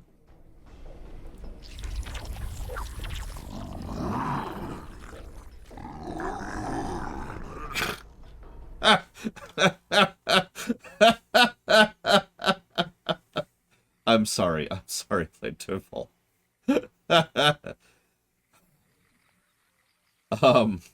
So first of all, no. But second of all, I'm really amused that a game that is probably going to score better than Diablo 3 and might actually beat GTA 5 is a game you think I'm being too harsh on. We require more minerals. The trend continues. Nobody complains if I give a game if I bash a game. But how dare I speak positively? Okay, let me try to talk a little bit, because I think part of the problem, Blaketville, is I'm not really saying the positives I'm giving out loud. That's actually a long-standing habit of mine. I usually don't bother saying, plus to such and such. I usually just jot it down and then move on. I only really usually talk out loud the negative, so that can create an atmosphere and a belief that I am being that negative. I apologize for that. That's a long-standing habit, because I mean, I've been doing this for like 7 years at this point. I don't need to vocalize positives. Like, I don't need to fight for positives. I just give them and we move on. But I always have to fight for negatives, so I tend to be more vocal, literally vocal about the negatives, so that way I can justify where I'm going with that. I should probably mention that the game is currently at a net plus, what is that, 55 to story? And several of those story positives are not codified yet. Oh, speaking of which, Zerus while we're here. And yeah, the gameplay is stomping. I have yet to not give a positive to a mission. There's been some very variation in quality. I mean, Enemy Within just frickin' killed it, whereas Domination was just okay. But the point remaining. But having said all that, if there's one thing I think I could say definitively at this point in my life, it's that I've seen good writing of a lot of varieties. And you kind of know bad writing when you see it. Zeratul really does just show up and is like, hey, action sequence, and then you should go to Zerus. And then he vagues it up for no goddamn reason, then pieces out of the story. I'm sorry, that is a negative. That is such a misuse of a character, to the point where it literally would be better if he wasn't in the game at all. If they just kind of were like, hey, yeah, no, it's pretty much the same how they misused him in Wings. Now, I'm not saying Zeratul is some perfectly amazing character of awesome, but if you're going to have a character whose only purpose is to be a megaphone saying, go to this next plot coupon, maybe try to at least do that well, you know? Did you notice how even Kerrigan's dialogue doesn't actually make sense? Like, most of her dialogue, I tend to be harshest about things like dialogue because I understand how hard it is to write good dialogue. And most people don't even bother to write good dialogue. But the dialogue in this game, it's not like Starcraft has ever been known for fantastic dialogue, but holy crap, it's just, Kerrigan's lines in particular aren't human speech. And I know you're going to make the joke that she's not fully human, but for real, that's not dialogue. She's just saying things. She's not even conveying information. She's not even, like, in many cases, she's not even having a conversation with someone. She's just talking at them. Yeah, word vomiting, and it's like, what? So, see you around, Elizar. So I appreciate forcing me to double-check my thoughts and making sure that I am where I am at this, but no, I do absolutely think that I am being exactly as harsh as I should be.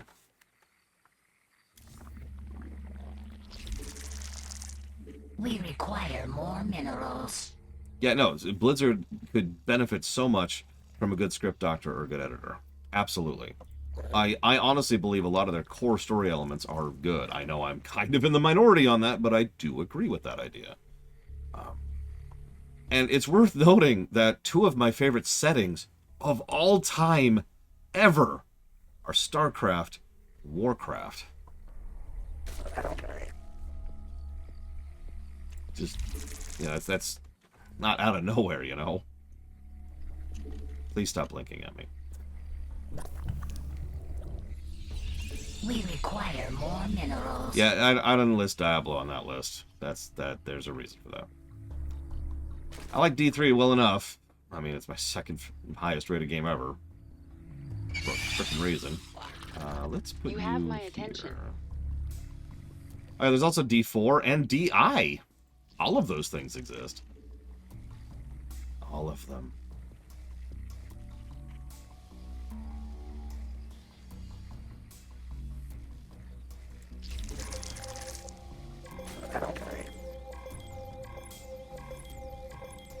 Game.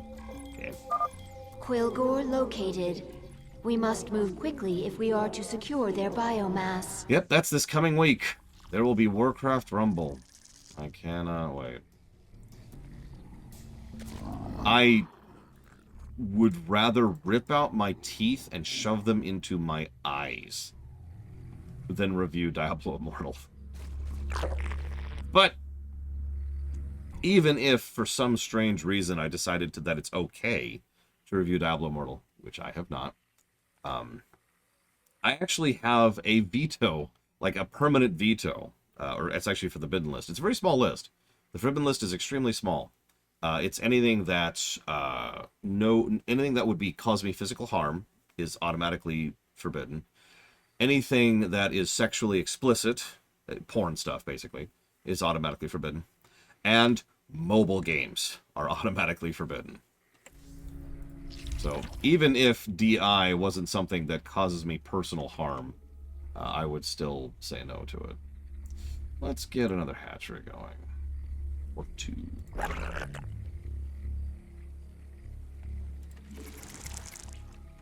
Yeah, that's another thing. This is why I started my defense of myself there with, you're not seeing me give out the positives, because you realize I've actually given out several positives to individual moments and scenes already, right?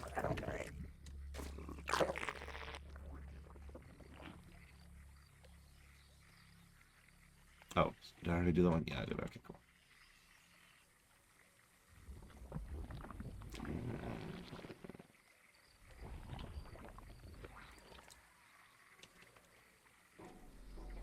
Mutation complete. Yeah, if we were to review DI, which we're not, and we're not, but if we were, we would have to actually establish what the ceiling is on giving negatives for microtransactions. It would be a thing, I think.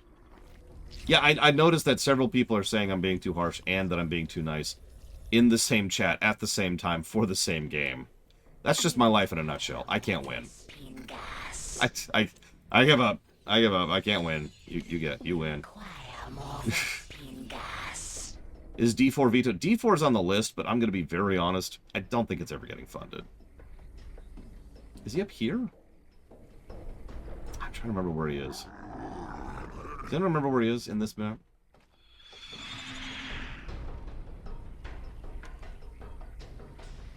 Who asked you? What have I heard about D4? I actually know a decent amount about D4. In fact, I've actually played D4. Yes, I hate video games, Sub-Zero. How did you know? My secret is revealed. Sorry. Oh, it's in the middle? Not wake the ancient. Destroy the meat. What did I think? I hated it. On a no offense, Linnerith. I hated it on such a very personal level. Forces can intercept their raiding parties.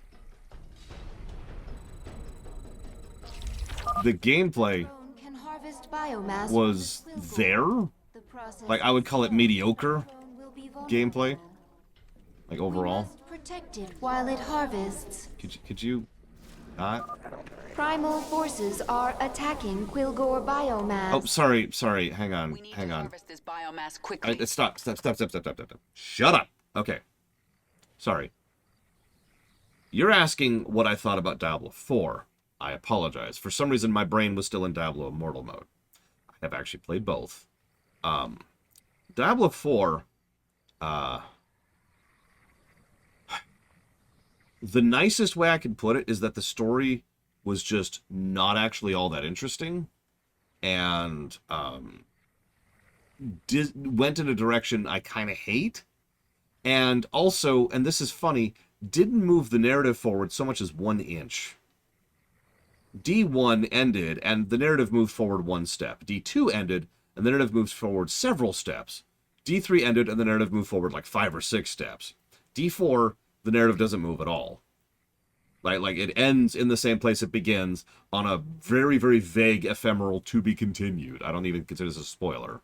It's just nothing happens of substance or worth. So, in addition to the fact that the narrative isn't where I want it to go, it also doesn't do anything. And then there's the gameplay, which is, imagine D3 but worse, and that's Diablo 4's gameplay. And I mean that with total sincerity. Now, it's worth noting that D3 has years and years of experience underneath its belt, and patches, and content updates, and an expansion. But that's kind of the point, isn't it? You already had all that. You already did all that. All the prep work, all the backing, all the understanding, all of that infrastructure to design a better game already existed. So why did you take such a demonstrable step back for D4? I will also say that I think that D4 approaches its content what I can only refer to as wrong. Now, hang on. Because D4, in terms of gameplay structure, is an open world game. It is a game. It's absolutely trend chasing. We also know a bit about the behind the scenes of D4, how the dev team was very under-supported, how the game was kicked out way too early, how the microtransactions were absolutely one of the focus for the developers, etc. Right? D4 was kind of sacrificed, but the point is D4 is an open world.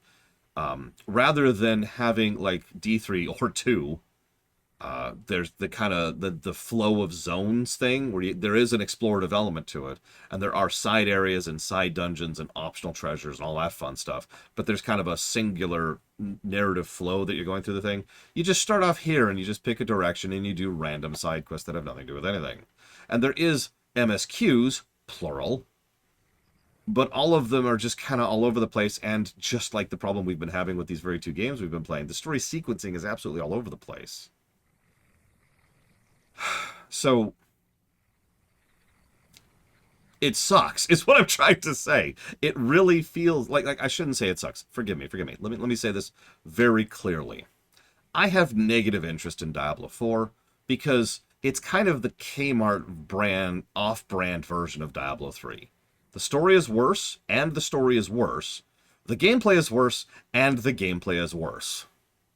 I see no reason to even bother with it, because it doesn't even bring anything new to the table.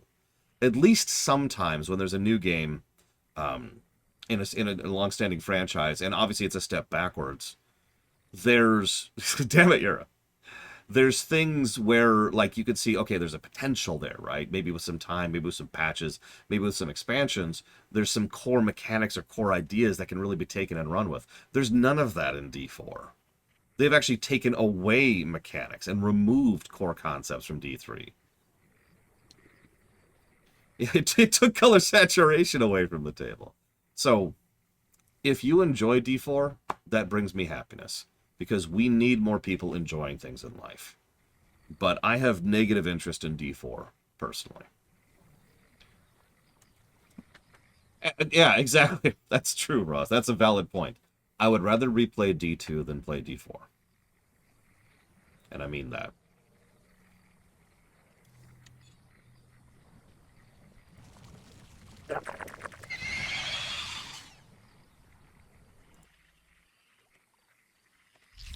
I apologize for taking so long to give my stupid thoughts.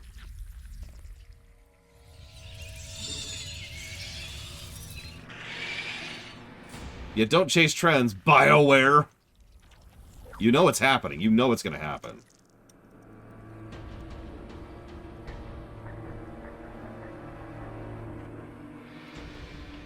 That's another thing. You know the biggest insult I could level at D4? And I mean this with absolute sincerity.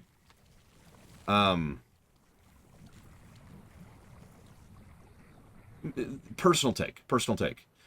I had a lot of issues with D2. But I still enjoy replaying D2. There's a decent chance I will replay D2 sometime in the future, even after reviewing it.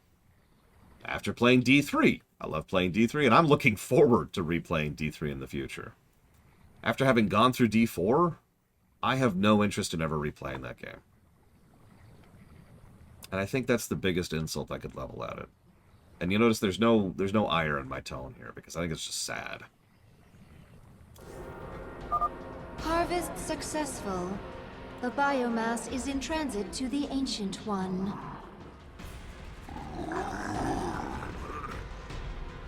Are we? We are. Oh god, yeah, the stat bloat is ridiculous. I was showing Mr. Red that recently, because there was a joke I saw which amused me about that. And it was just like, oh man. Field depleted. Yeah, that's rough. Possibly Blade Call. As absolutely horrific as it sounds, I kind of hope it doesn't. I know. That's bitter and spiteful. Field depleted. I'm not even sure I really mean it, but god damn it, people.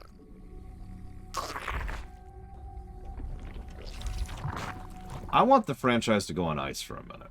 I think would be a better way to phrase that. I want the franchise to just sit in the background. I just talked about this with God of War. Primal forces are attacking Quilgore biomass. I want the franchise to sit on ice for a bit. And we can come back to it later, right? There's plenty of time. There's no rush here.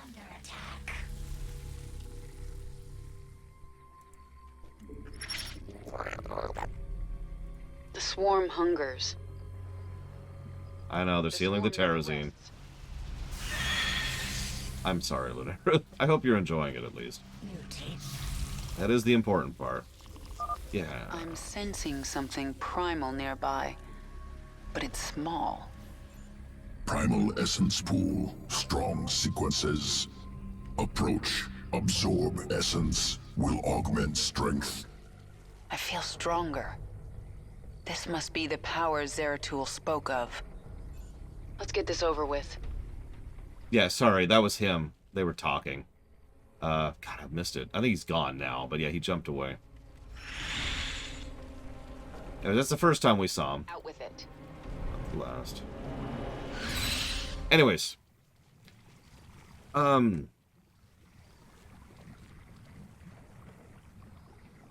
You're fine, Blade Javal. So, let me tell you a story, Blade Javal. Just to make sure that you understand that I'm not just completely throwing your perspective out the window, unseen or uncared about, right? Primal Zerg forces incoming. Our drone must be protected. More Vespine gas.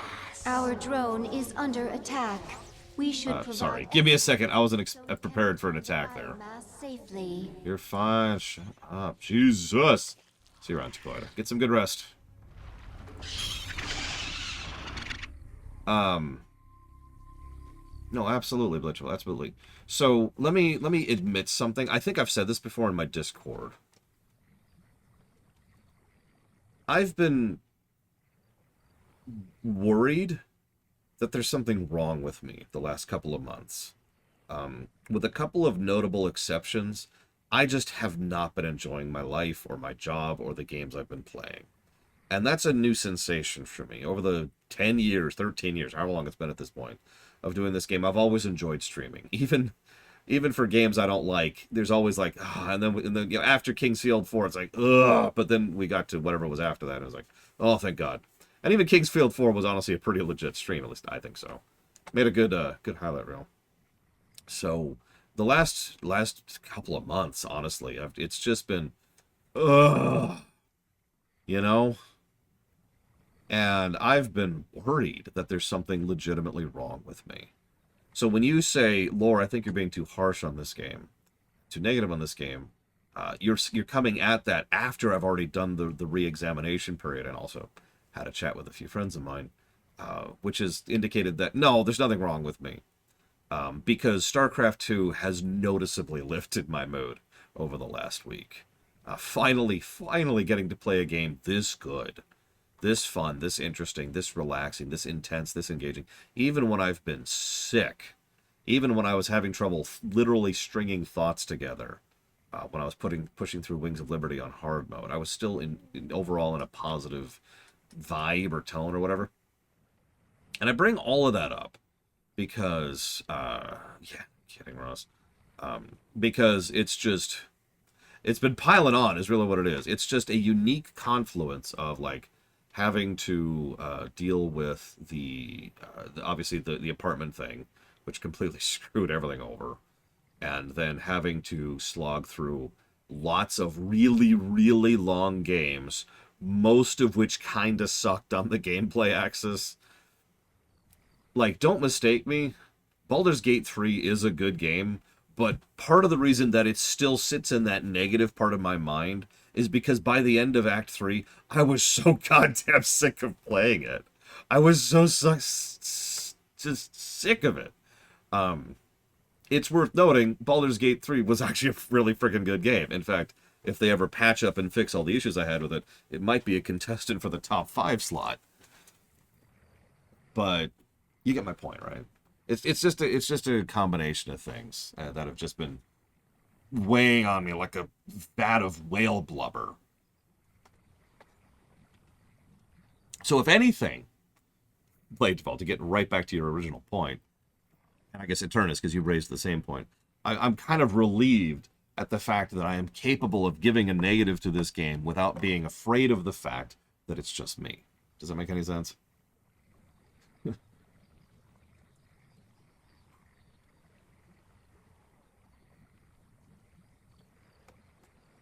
Do I have a scheduled veto? I've never actually had to pull such a trigger. I think this year was just a really, really unique confluence of things. I'm kind of a little bit worn out because we're still doing the full streaming schedule, which we haven't pulled back to 8-hour streams yet. 8-hour streams per year. I think everybody here likes ducks.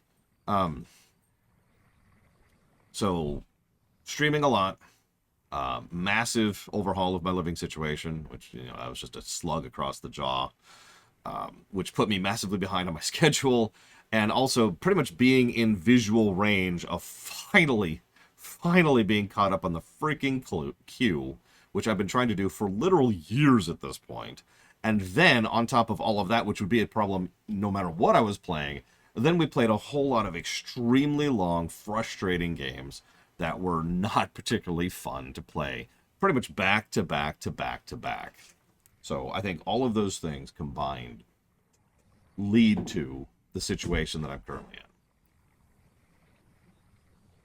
Hey, kiddo. What are you doing? No, no, no, no, no! Now. Hey, kiddo. Where are you? Where are you? I can't see you. I can't see you. Where are you? On the bed. Well, scooch like this way. Don't feed me anything. But I have something for you. I'm not hungry. It's gum. I guess I can use that. Okay, ready? This will be the second blue thing I have. You missed. Well, that's why I asked you to get into visible range so I could see what I was flicking at. You blinked it at the floor. Oh my god. This will be the second blue thing I've had. What else did you have that's blue? In the car, I had a blue Powerade. Oh. And that's why I'm full. Okay, well you don't have to have the gum now. You can save it for later. It's got 2 pieces. You want some? Yeah. Hang on. Oh, that's even better. I like sharing. Here, I'll give you the garbage too. Oh, that smells good. You don't like the smell? It smells like You're no cleaning niece of mine. solution, but like in a bad way. That doesn't smell like cleaning. Ladies and gentlemen, my niece is insane. She thinks this wonderful gum smells like cleaning. She also thinks that Greek potatoes smell like, what was it, Lysol or whatever? Yeah. I think we need to replace her nose with a cybernetic nose. I think that's what it is.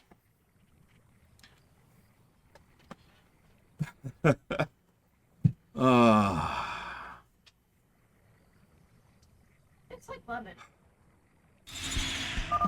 Your arrogance is Toss it. Trash is behind you. will consume you. No, the trash is in front of me right now. Well, whatever direction it is from you, go fix it. Sorry. Who asked you? There's not much.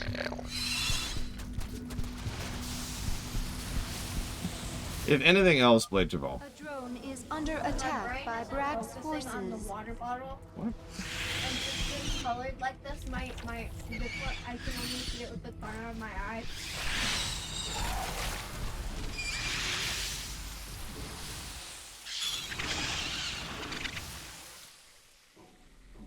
Mineral field depleted.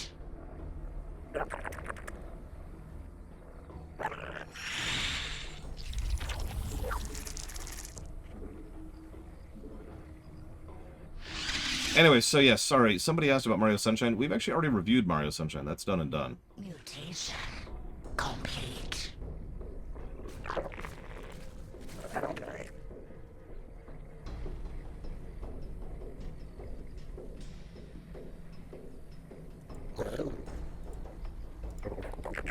It was last year, I want to say. Yeah, if any game could bring my mood back down, it'd be Mario Sunshine. No offense to anybody who likes Mario Sunshine. It's not public, but I don't mind giving out private invites if Bragwin's on. Because Bragwin is just like the awesome. No, the awesome. That's kind of her shtick, is being awesome. Yay! Aftertaste, good. Yeah, I wanted to like Sunshine. In fact, some of you may remember, and I ended up eating these words, when we came to Mario 64, I said, don't worry. Mario Sunshine's totally going to score better than Mario 64. Guess what ended up happening?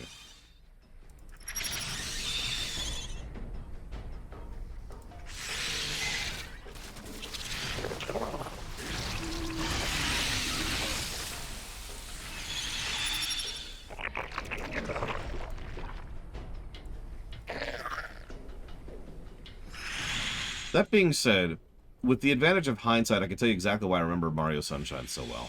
Anybody guess before I tell you?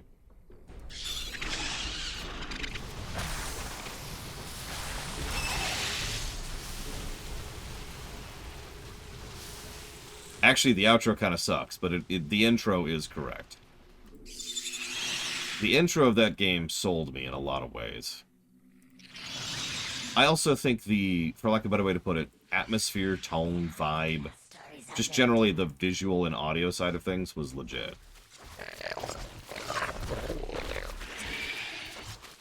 Thank you, Bregwin.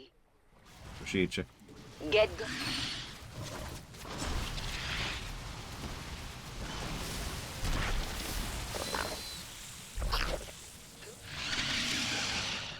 We have met the enemy in combat.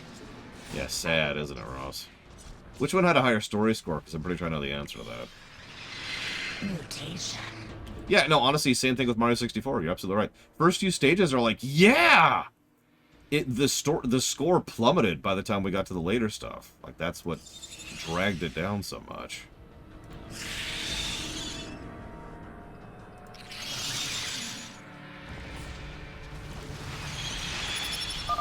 Primal organism detected. Function similar to Hive. Spawns primals. Annihilation recommended. Done. Consider it dead. Wow, 64 to higher story score. Oh, no, that makes sense, because Sunshine actually had story negatives dragging it down. Yeah, it tracks. You have my attention. Because, yeah, at that point, 64 just wins based essentially on brickwork. Mutalisks continue to be gas hogs. Yeah, I don't know what you're talking about, Lunarith, so that's on other people who've actually played that stuff. We have met the enemy in combat. Primal forces are attacking Quilgore biomass. Speak quickly. Get going.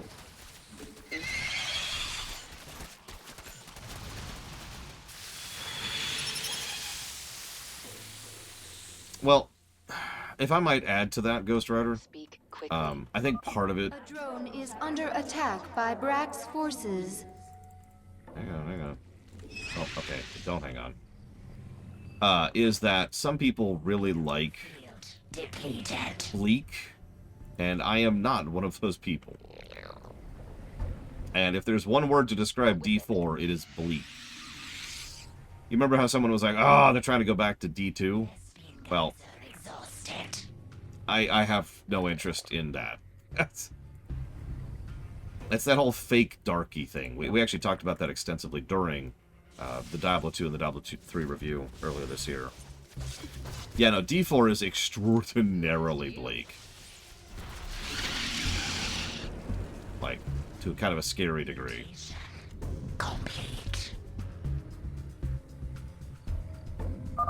A drone is under attack. Really? by Really? Brack's Just... forces. okay, fine, whatever.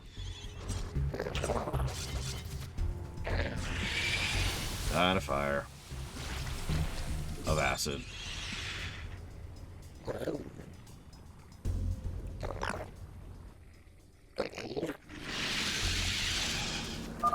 Brack's forces are destroying Quilgore biomass. Brax, do you mind? Our forces will require more Vespine gas.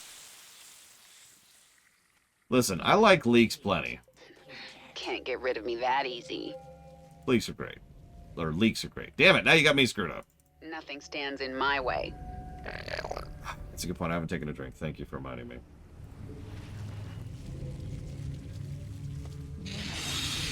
Depleted.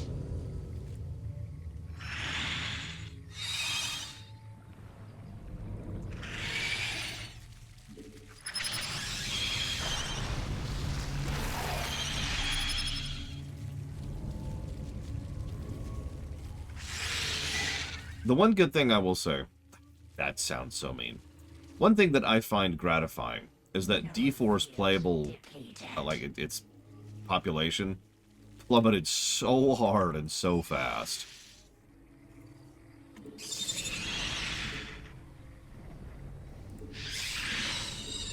And I know that sounds like a weird thing to celebrate, but the reason I bring it up is because thank God that happened, because now that's the kind of thing that someone's going to notice. There's a likelihood that someone will pay attention to that kind of a statistic. The biomass needed to awaken the ancient. Yeah, tangible consequences, exactly. Complete. Instead of just Mineral getting away with it.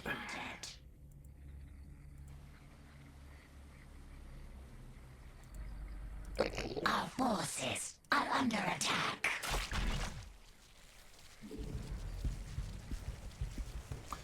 So, speaking of good things, I'm almost assuredly going to give this one another doodad positive. Whatever the name of this mission is. I need to remember the name of this mission. But check out Biomass under attack. this. It's going to happen in just a second. It's an extra little thing. You see that little trail of blood as it's carrying the biomass? Didn't need to do that. I bet some of you never even noticed that was there. It's just an extra little fun thing. Because polish used to be a thing. Okay, what are you doing? Nothing stands in the way of the swarm. Alright, we're getting too close to victory. We need to find that other pool. Our drones are under attack. Oh, okay. I think you're right, Baron. I think we're having a bit of, So, something I've talked about so often that I feel like I'm tired of hearing myself talk about it, is how a lot of companies will try to push the envelope on what they can get away with. And what happens every single time, this is standard operating procedure, every single time what will happen is they'll push the envelope, and they'll push the envelope, and they'll push the envelope, and at some point or another, the player base, the audience base, whatever. See you, kiddo. Okay. We'll push back. It'll officially hit the point where people are like, all right, enough. Quit it, you know? Our forces are under attack. Out with it. And I feel like we are currently in a envelope has been pushed pretty far wave, and people are starting to push back. And to be clear, I'm talking about things in like the years range. Like, this is not the kind of thing that's happening this year. This is the kind of thing that's been happening over the course of the last years. Makes sense? Quilgore biomass under attack.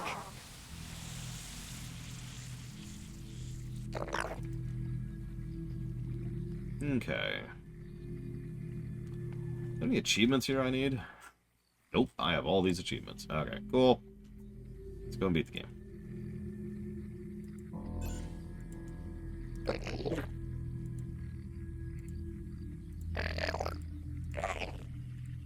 You have my attention. This Cool. essence is so alive. I think I like it. Gross. Yeah, no, this has been a long time in coming, Baron.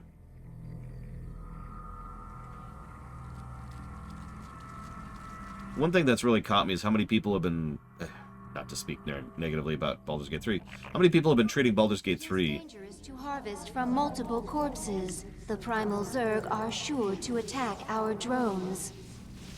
like it's unique. Grow greedy. It shall be your downfall. Like it's the first game in years and years and years to be a solid, good, single-player game experience without microtransactions and bullcrap.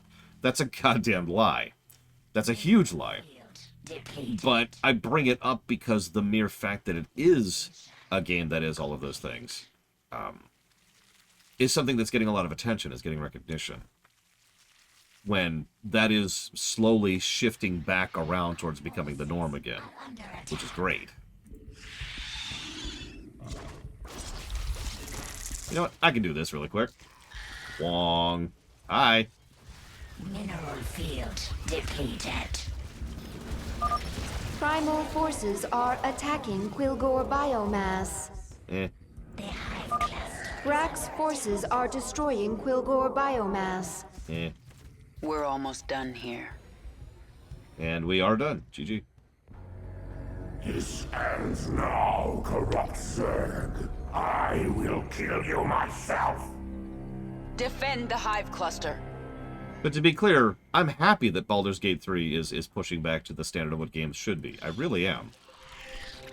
But I suppose my overall point is that it's a trend that is continuing. Right? Like, it's an escalating thing, as opposed to, this is the first time ever, right?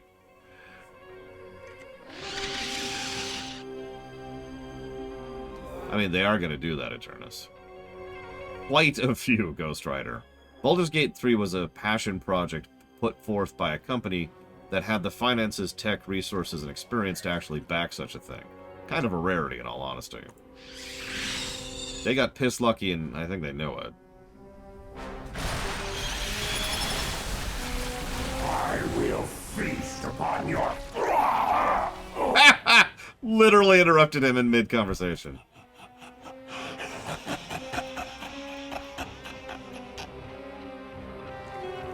That's great.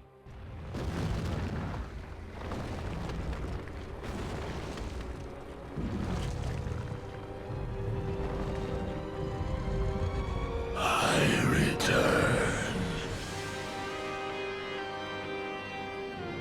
Ancient One, I am here for the power of Zerus. I will sacrifice anything to achieve my goal. You will help me. Your swarm bears the mark of Amon. There's the name drop. Fallen Zarnada, who came to Zerus long ago.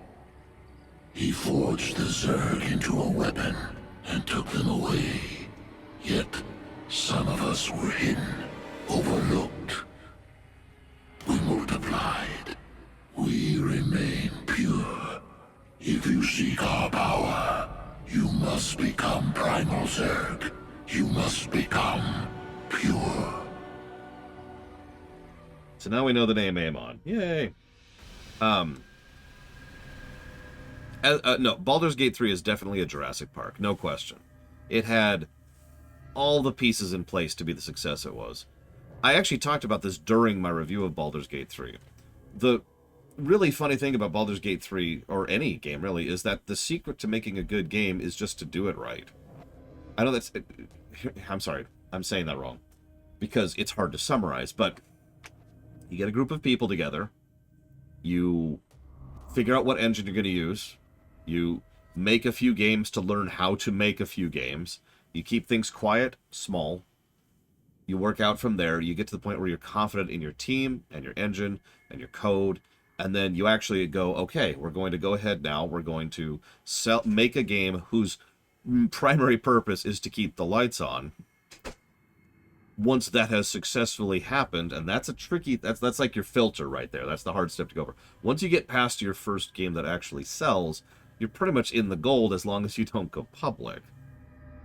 So Larian did that with DOS 1 specifically. DOS 1 sold enough to get DOS 2 out the door. Once DOS 2 was out the door, they were doing very, very well. They were able to reach out to Wizards. Wizards was like, yes, cool, make this game, cool. And then they made, my niece come back downstairs, and then they made Baldur's Gate 3 over the course of several years, which they could afford to do. And you get my overall point, right? The key, and I can't believe I'm saying this, but this is so banal, how many companies skip this, is the key to making a good game is to sit down and focus on making a good game and managing your company well enough so that your company is focused on making that good game. What Larian did is pretty much the textbook for how to make it happen. And they did get lucky once with Divinity Original Sin 1. That was their luck lar. That was the luck line right there. But they still did everything right up to that point, and that needs to be acknowledged too, just like Trip was talking about.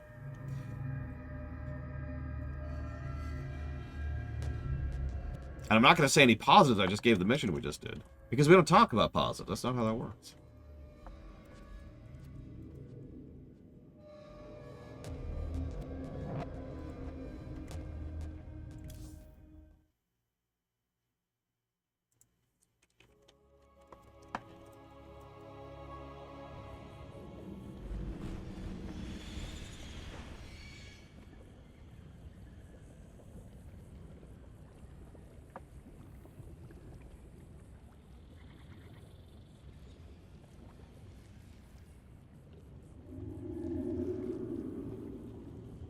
And all of these trends of things getting better is definitely not a sign that already took over the world a couple years ago.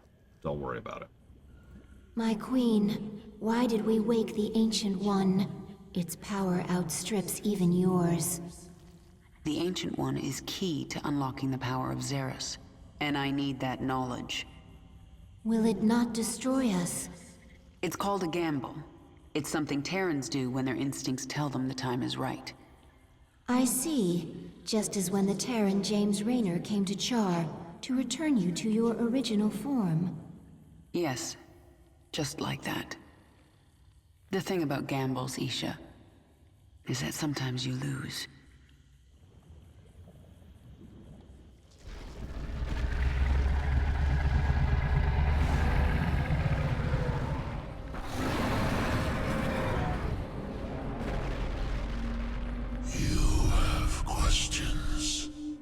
The Primal Zerg say the swarm is corrupted. What did the fallen Xel'Naga Amon do to us? He desired our strength, the ability to steal essence. But we were independent. We would not follow. And so he bound the Zerg to a single overriding will. They lost their identity and became his slaves. The hive mind. That's Amon's corruption? It is. And a terrible fate for a strong primal Zerg. There's that retcon. Mutalisks. Hang on. Primal Zerg. Unacceptable.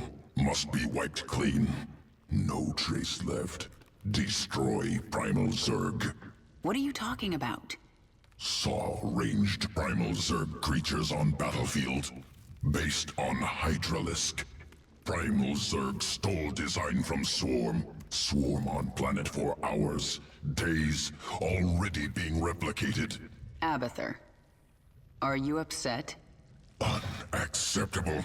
Swarm's power, ability to assimilate strengths. Primal Zerg must not take from us. Don't worry about it. They'll be on our side before I'm done here.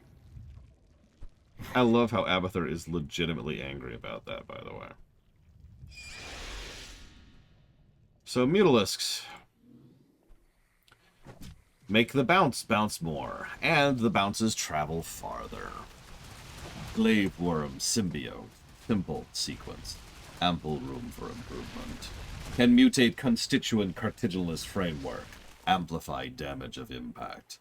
Will increase number of targets affected by worm before structural failure. Disintegration.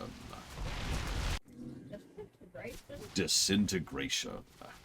Mutalisk regen... It's so they attack by flinging parts of themselves at people, and that eventually disintegrates. That's not a very smart way to attack someone. It works, though. Mutalisk can also regenerate 10 life while out of combat. This is a godsend if you want to really use muties, by the way. You have to remain out of combat for 5 seconds, but once you are...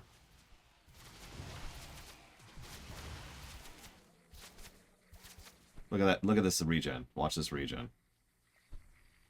That is not a short... That is not a slow regen. That is a great regen.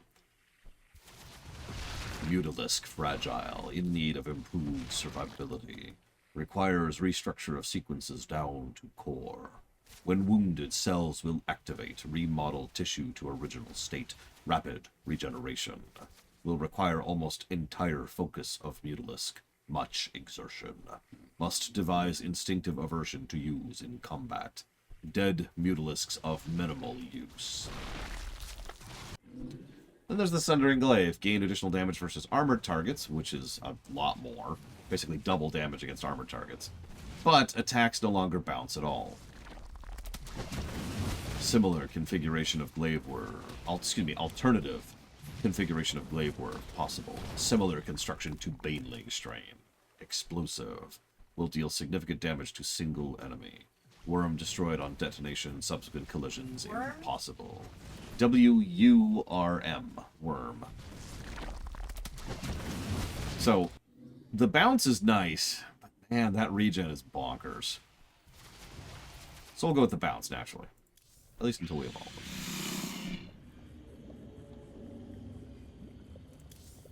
Travel to the birthplace of the Zerg. There, you will be tested. You may be torn apart. If your rage makes you strong enough, the power of Zerus will be yours. That's another thing. Not to be too negative, but why don't they ever explain anything that's going on with this Zerus crap? How is there a power of the planet? Why is there a power of the planet? Like, what is the power of Zerus exactly?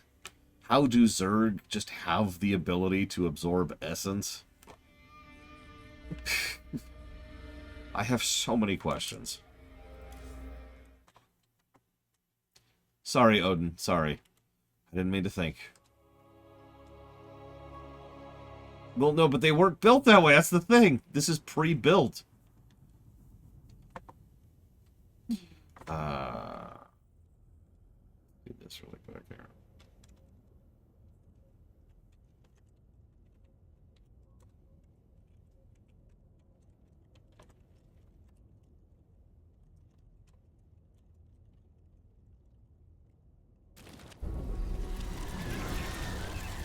Hey, Reggie. I've come to this place, seeking power. Power to kill Minsk. Tell me what I must do. The power is more ancient even than I. It comes at great cost. What will you sacrifice to have your revenge? Everything. You must feel the power. It calls to you. Go to it. Yep, we all know that we just need Primal Zerg has essence. been alerted to your arrival. They are coming for you. Abathur, send me the creature you've been working on. The swarm host. Adapted using primal essence. Spawns locusts to kill enemies. So, I like the idea of swarm hosts quite a lot, and I've made good use of them over the years, but only, I feel like in co-op. To begin spawning. I forget where exactly, but it's where you get several upgrades to them, which just make them much better. Here they come.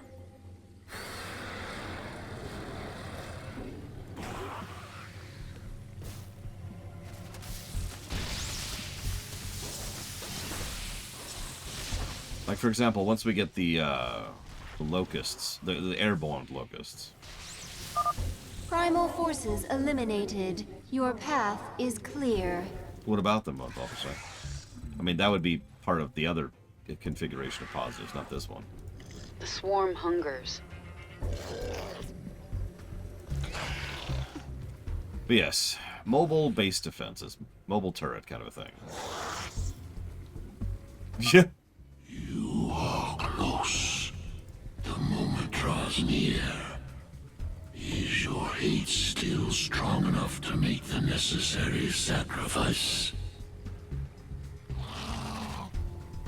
Yes? I do kind of like the fact that, you know, it's basically a spawning pool. Just a really old spawning pool. And actually, I just realized I misspoke. So obviously, the Primal stuff predates Amon, but it doesn't predate the Xel'Naga. So, the Xel'Naga did actually build the Swarm to be what they are. The Zerg, excuse me. The Primal Zerg. So, sure. The reason that there's this infinite, amazing power that literally looks like there's just these strings of essence floating in the pool. Nice effect, by the way. Is because the Xel'Naga made it that way. But I don't want to sound too negative, but this whole story arc actually irritates the ever-living snot out of me. Let's pause for just a second.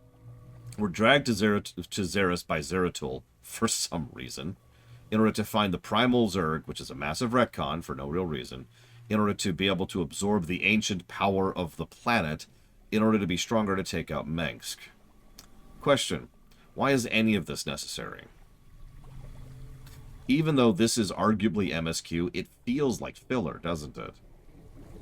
we already have multiple planets worth of swarm under our yoke at this point. In fact, we actually can't even go here until we've finished at least one planet. So even if we do things out of sequence, we've already got a swarm at our back. We're just on the way to making more swarm. So why do we need to do this? And also, while we're on the subject, Kerrigan is not exactly weak. She is still a very powerful psionic, who is part human and part Zerg. So why? But we know why. It's because, and I know you're sick of hearing me say this, it's because of trailer fodder.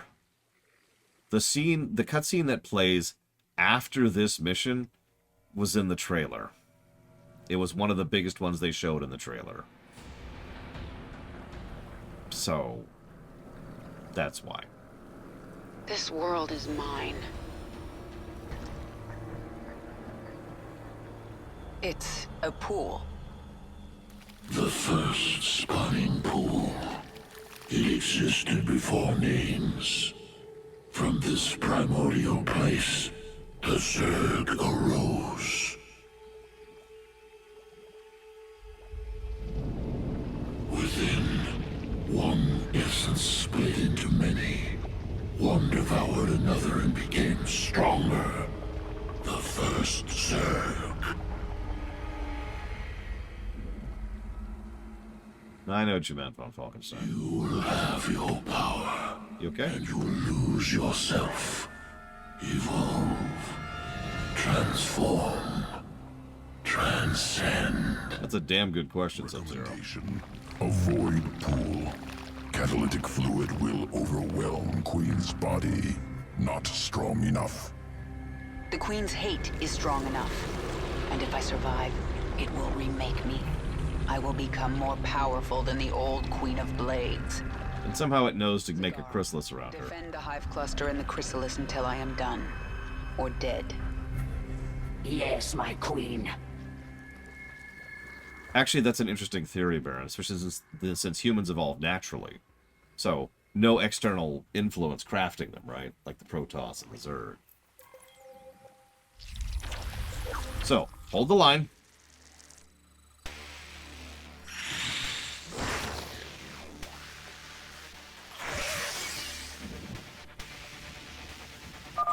We need more I got all the achievements here, right? Yep, swarm okay. hosts. More from the lava at our hatchery. Working on it. Also my favorite song. Is he there? Yep, there he is. There's Dahaka. Sorry, spoilers. There's some rando watching us from the cliffside. I knew he was up north on one of these. We saw him in the previous mission, too.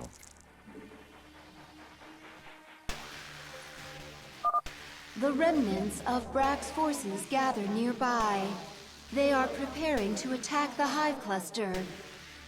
Root our swarm hosts and crawlers by that entrance.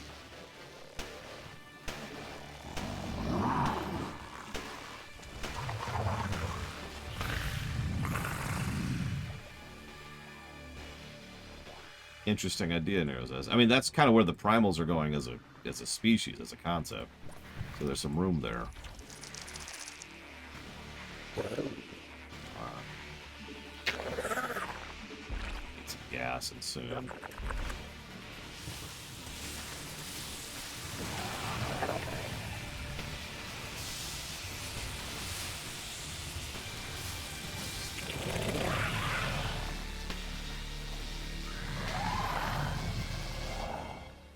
Dahaka has been watching us since we landed on Zerus, Baron. He's in every single one of the Zerus missions.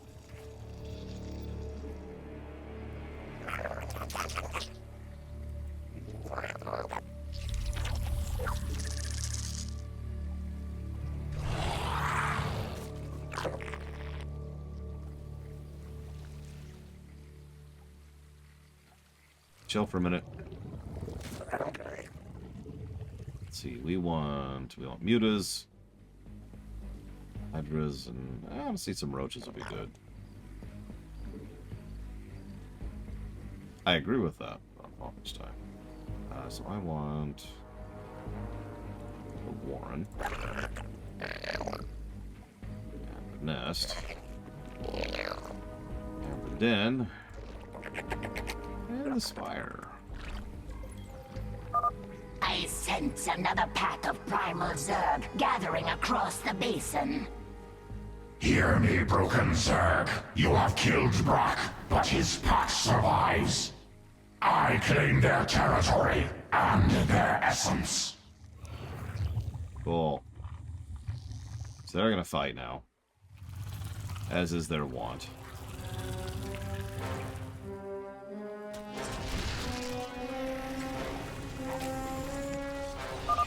The Primal Zerg factions have engaged each other. Let them kill each other. Our focus is protecting the chrysalis.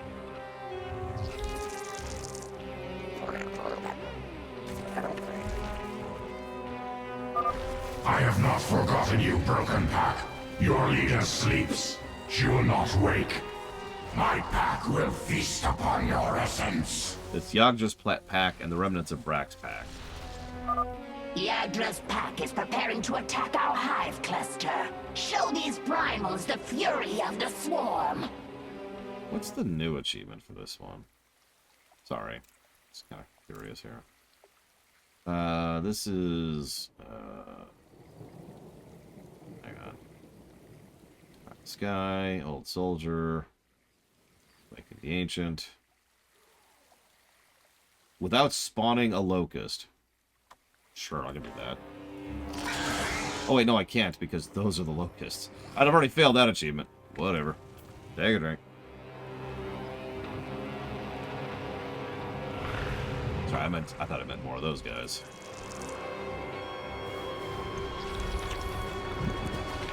Our forces are under attack.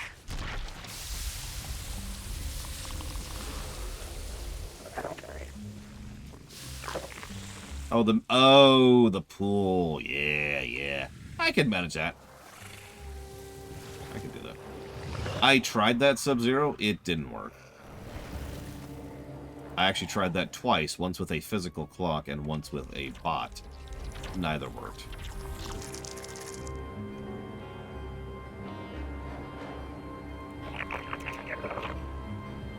I don't, Yura. I like all the factions pretty equally in Starcraft 2. Although I primarily use co-op as my vehicle of play, so...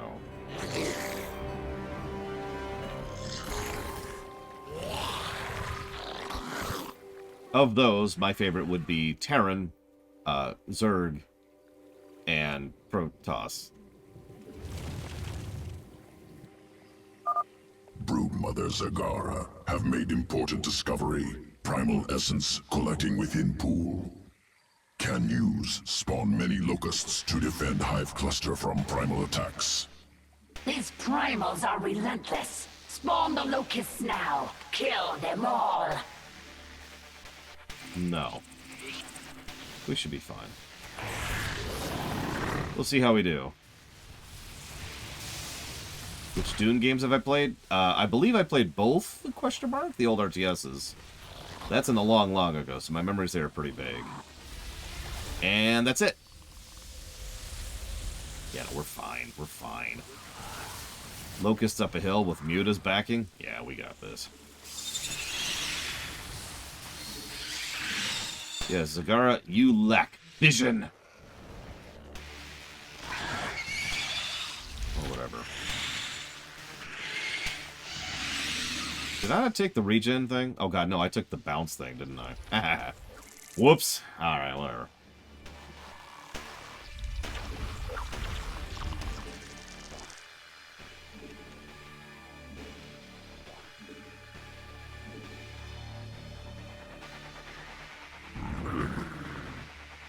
Yeah, there's an old RTS Dune game which was the predecessor to Command & Conquer.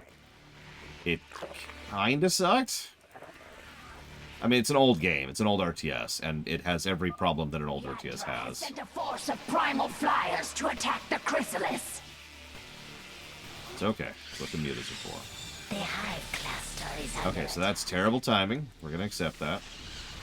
There's nothing we can do about that, really.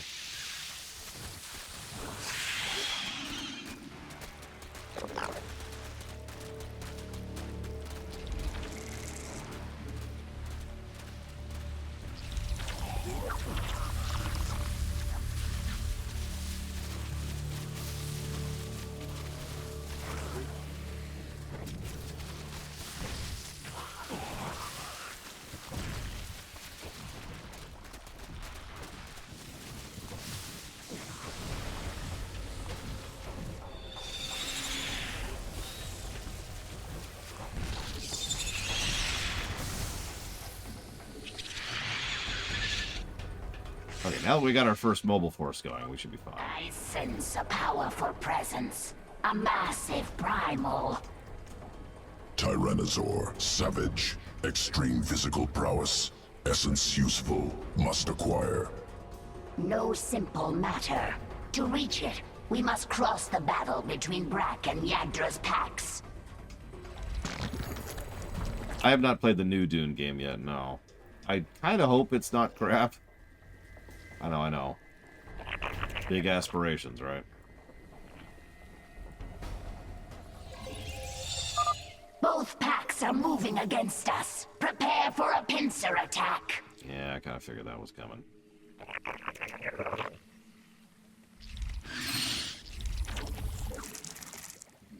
We require more Vespines. Go here. Delay them a bit. The new Dune game is supposed to be like a cross-genre thing, from what I've seen. Like, not just a 4X or an RTS, but trying to kind of blend genres a little bit. Morph units that can attack flying units. Oh, do I have to? Can birth queens from the hatchery to destroy the enemy's flyers. Well, I better get some flyers going then, or else I might not make this. They're attacking the chrysalis. What? Oh. Able to spawn locusts now. Nope, I'm good. Queen's metamorphosis is halfway complete. Maintain our defense. I saw about the board game one.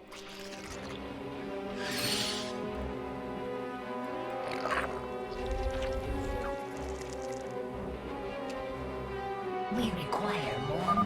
The primals are constantly being reinforced. Find a way past them. Okay. Next question. Oh, that cleave. Oh, that cleave. Look at that. Look at that nonsense. Our forces are under attack. What are you doing? The primals are attacking the chrysalis.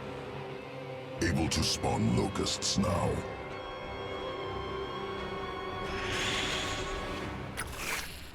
Our forces are under attack. Oh, god damn it. Mutation complete.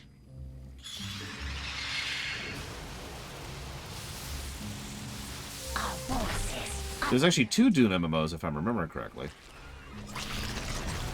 Wow, he regens fast. And they're both PvP focused. Yay! I know. I'm sorry. It's just, god damn it. See you around, Spartan. Enjoy the dinner. Enjoy the wife. Enjoy the sun. The happiness, the joy. No, they're not out yet, Reggie. Oh, you are a fun guy, aren't you? You're still dead. Tyrannosaur sample acquired. Will research primal essences further. Yeah, get out of there. Get out of there. The hive cluster is under attack. Our forces are under attack. Yeah.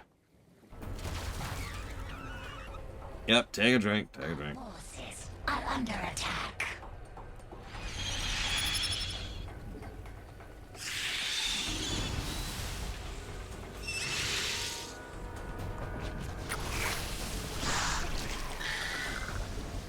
Our forces are under attack.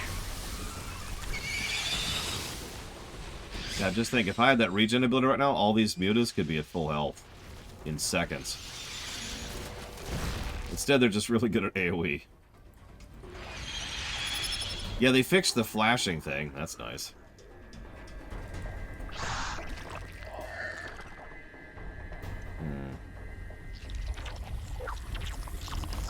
How are we doing on Nuggets? Mutation complete. You notice that of all, so they do a lot of things to improve the quality of life of this game. Did you notice how, among the other things they did, larvae spawn more and faster? Just another little nice, cool feature of it that really speeds up Zerg propagation, at least in the campaign. The Primal Zerg are destroying the rocks near the chrysalis. Yep, time to start getting attacked from 3 angles at once. Yeah, that's without queens doing any of their thing. But, thank you. Our forces are under attack.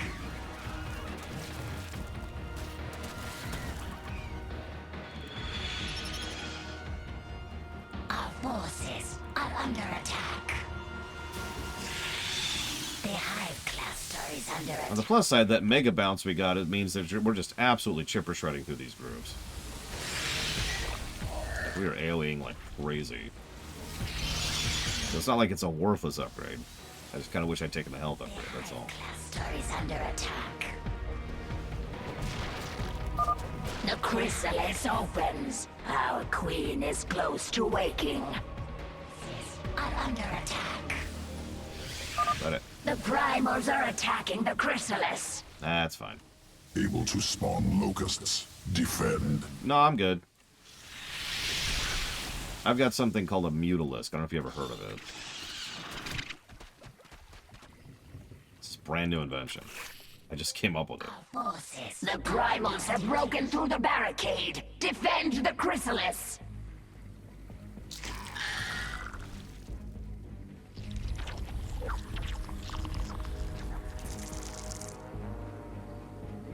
I mean, we've got a bank going. Might as well do some stuff with it, so sure.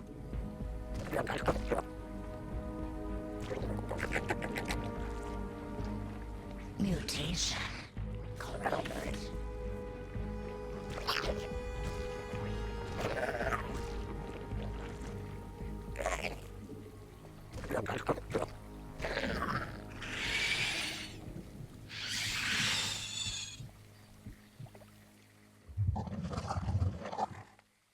I think you're right, actually, Trip, now that you say that.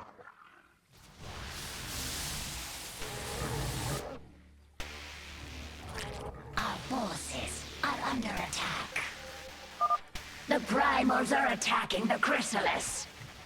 Primal essence abundant. Ready to spawn locusts.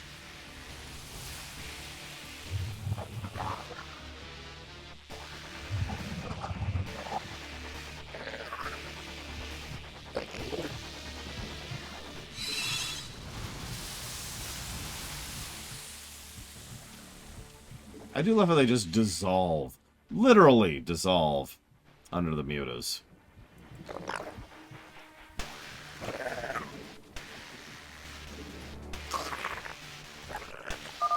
My pack is strong. We claim essence. We devour.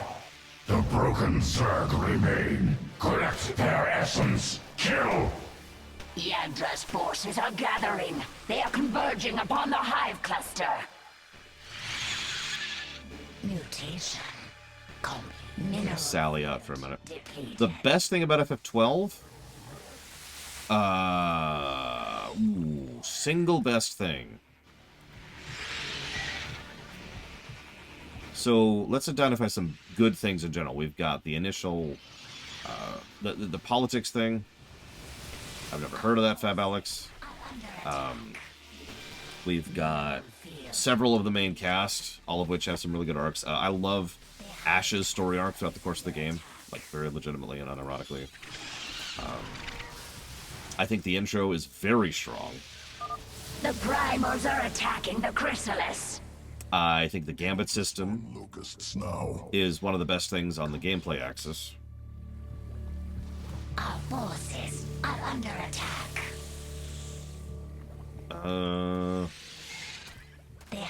I love the world building. Depleted. There's a lot of world building, especially in the hunts.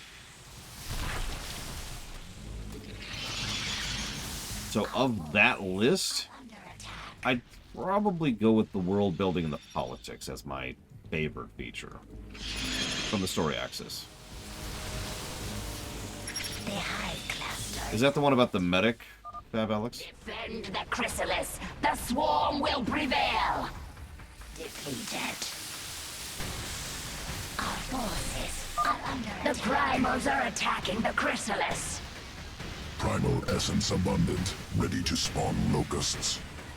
Mineral Control field depleted. The hive cluster is under attack. I know some people make fun, like, oh, your favorite gameplay feature is the fact that you don't have to play the game, but most people are idiots. There's a lot of thought and work and interest in player choice and gameplay that goes into the Gambit system. That's why I like it so much. This is a little crazy. Field depleted. I do got this, but man. Under attack. Oh. Got it. Anyway, so this is actually a really cool cutscene. It has a really great detail. But it's also a terrible cutscene that's getting a story negative. Any questions?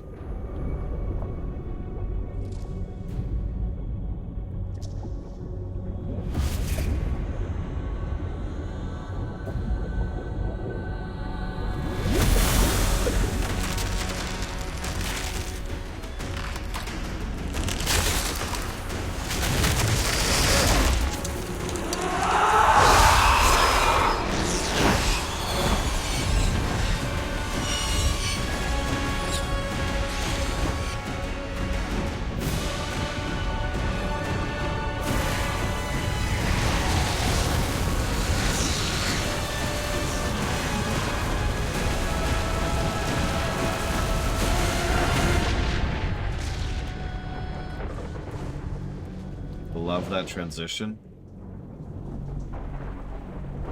And I love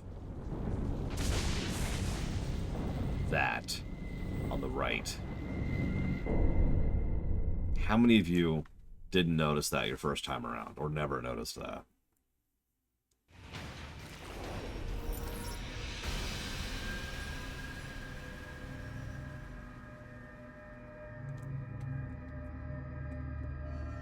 It's the Xel'Naga artifact from the end of Wings of Liberty. It's in Mengsk's office. So, and yeah, Mengsk, if you're paying attention, Mengsk doesn't look the same. Even in, if you've seen, we've seen Mengsk in this game. He's normal looking. For lack of a better way to put it, Mengsk does not look like that in person. They never actually go into this because they don't have to, because Blizzard knows how to do visual storytelling. But Mengsk is not doing great, and he's been touching himself up for his broadcasts. Based on how it goes, there's actually some implication that he's not been doing great for a while. That's not new. That he's just been putting on the makeup and the dye and making himself look better as a regular thing. And it's been getting worse and worse and worse. So when we really see him in person later, we're going to see that he is not doing great. Anyways.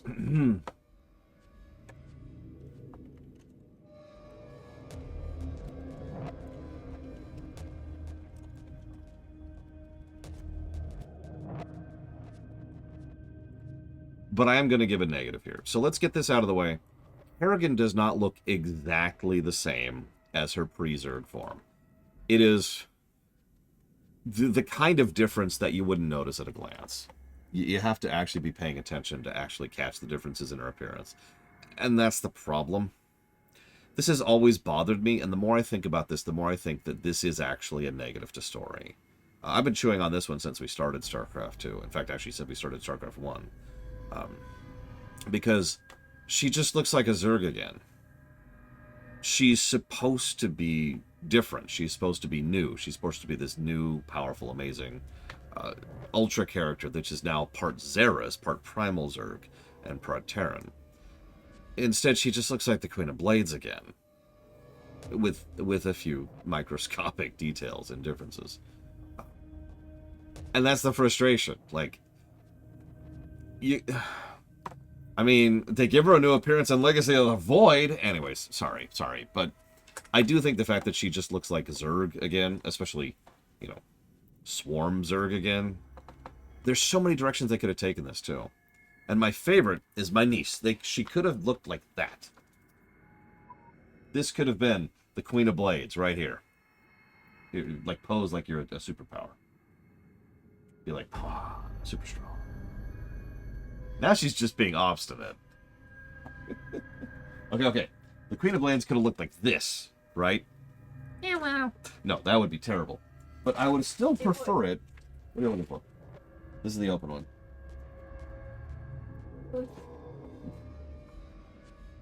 Instead, you know? And what's really funny about this, we've seen alternate skins for Kerrigan over the years. One of my personal favorites is actually this Mecha Queen of Blades look. I believe it came from Heart of the Swarm, but also it kind of drifted over into Diablo 3 as a skin you could get. And that looked awesome. I'm not saying it had to be like that, but I'm bringing that up because that's the kind of alternate take on the Queen of Blades thing that I was hoping for. It's still clearly the Queen of Blades. It's still clearly iconically her and the wings and all that. But the style and design and specifics are different, so it's like, that looks awesome, right? And that's what I was hoping for instead of just Zerg again.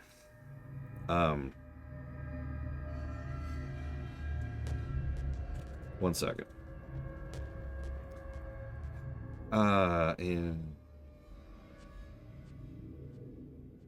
We know that of the three, Heart of the Swarm was the most rushed. So I find myself wondering if we're starting to see the effects of that, you know?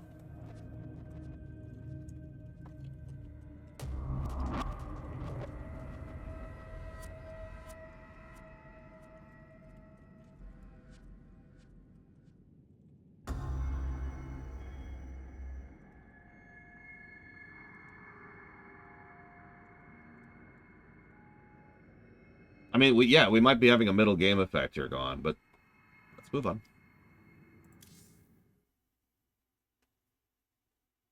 Question about might be dead. How would I design it? Oh, I'm not sure. It's a good question. But yeah, look at her. She's just the Queen of Blades again. Now I'm being facetious. The purple, the void energy, that's new. What is a primal Zerg? The eyes are new too. I am Dehaka, one who collects. I kill. I take essence. Now I come to you because I feel your change. All Zerus feels it. All Zerus fears it. And you. Also, her lips look wrong. Do you, Dahaka? You shine. You will bring more essence, and I will follow. When you do not, I will not. Well, I've forged alliances on shakier ground than that. Very well, you can stay. Betray me and I'll collect your essence. Yes. Oh yeah, by the way, that's Steve Blum again. I feel bad for him. This had to have absolutely destroyed his throat doing Dahaka's voice. Like, I can talk like that too, but I need to basically have a thing of water right next to me to do it. You radiate so much power, more than the old Queen of Blades ever did. Everything is different. I could always hear the swarm, control it. But now, I feel the swarm. Now I am the swarm. There's a little bit of echo added to him, but no, not like, say, listen to Zervin for a second.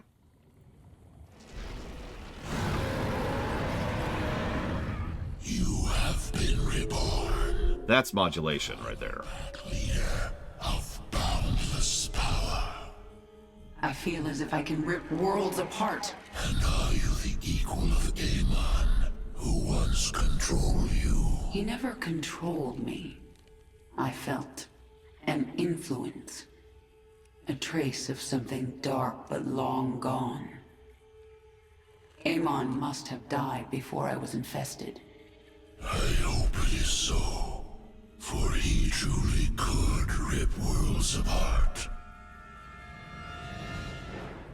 Also, and I don't have a nice way to say this, I hate how her butt looks.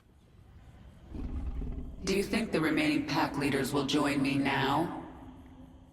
They are a rock, a tree, a hill. They will stand against the wind. They seek power. And you? I am a river. I will flow. I seek essence. Well, the pack leaders have no chance against the swarm now. They gather essence for thousands of years. They are blinded, but they are not foolish. So yeah, you can tell the difference immediately between Zervan, who has special effects added in post, versus Dahaka, who doesn't. Dahaka is just Steve Blum destroying his voice. What? There's a... What? It's not a spider. Use your words. It has legs like a centipede, but it's not a centipede. It's Oh, right there. that's... I hate those. What is it? It's a water bug, I think they're called. What? If it's a water bug, then why is it on land? Oh, it's about to die. Whoosh. He didn't die. He's still not dying. He's dead. You don't get to invade my home and live. That is true. Well, what that does tell me, I probably need to back up. Okay, where was I? Yeah, there was a Zerg, everyone. Sorry. She does, Eternus. I'm not disagreeing with her. She's right. Hey, kiddo. Baba is asking you to either go to him or text back to him. Respond to him. I look like the leader of the swarm now. Perhaps this will help bring more brood mothers back into the fold. You were the true leader of the swarm yesterday, and you will be tomorrow. Your appearance does not matter. Perhaps not to you. The Terrans will not be so understanding. Yeah, it's almost like that's a plot point that's going to cause some fake drama later. Someone asked how I would do a primal version of Kerrigan here. The first and most obvious way is to go primal with it, with their unique kind of Naga style.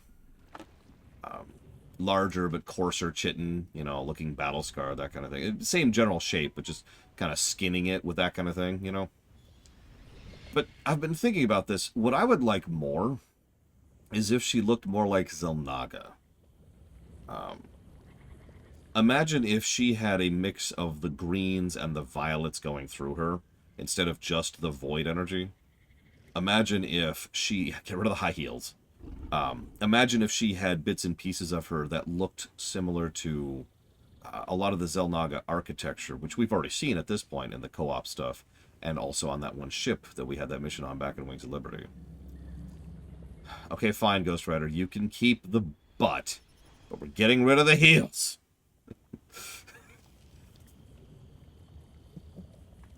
Actually, one thing I would probably do, if I really was truly in charge of this, I would probably make it so that her feet are prehensile, so she has like raptor claws down there that she can grip with. Something like that. Maybe give her something going on up here too.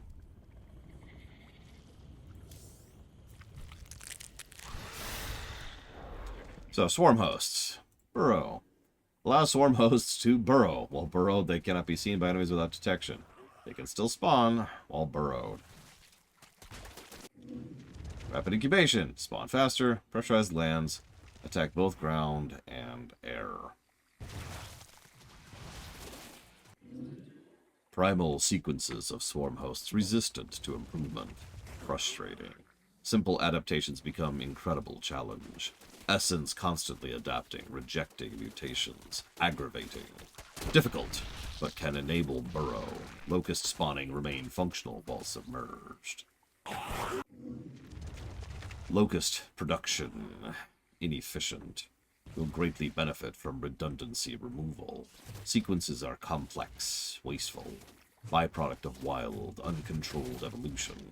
Simplification of sequences will allow swarm hosts to incubate full-grown locusts at rapid speeds. Swarm host defense reliant on locust organism. Locust secretes solvent fluids, projects towards enemy. Can mutate glands, increase pressure, allow projectile to reach height, attack ground and aerial targets.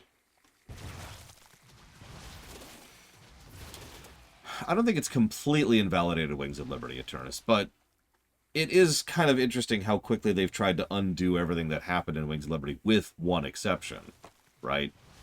The Swarm is back and in full charge and has an intelligence behind it, and she's back to being a Zerg. It looks way too similar to herself, and it's like, come on. The one big change, and I will give you, because this is the big change, is that she is Kerrigan and not the Queen of Blades. The problem, I feel, and again, the looks don't help here, is I feel like the game doesn't do a good job of really emphasizing the fact that she is Kerrigan, that she is a different person. And that's the problem. I feel like part of the visual presentation problem this game has, and this is why her appearance is still a negative, is because I feel like a lot of people who play this game who don't really pay attention to the lore or the story of the background or all the stuff going on, just like, oh, well, she's back to being a Zerg again. And don't really process the fact that she is Kerrigan and not the Queen of Blades, that there's a distinction there. This is further not helped by the dialogue problem, which I already pointed out, that several of her bits of dialogue are mwahaha, and even she comments on how she's dipping into that, and it's like, game? Genetic strands different. Restructured from base level up. Stronger than Queen of Blades. Sequences complex but clean. Completely different at core. Yes, I am different. I am my own master.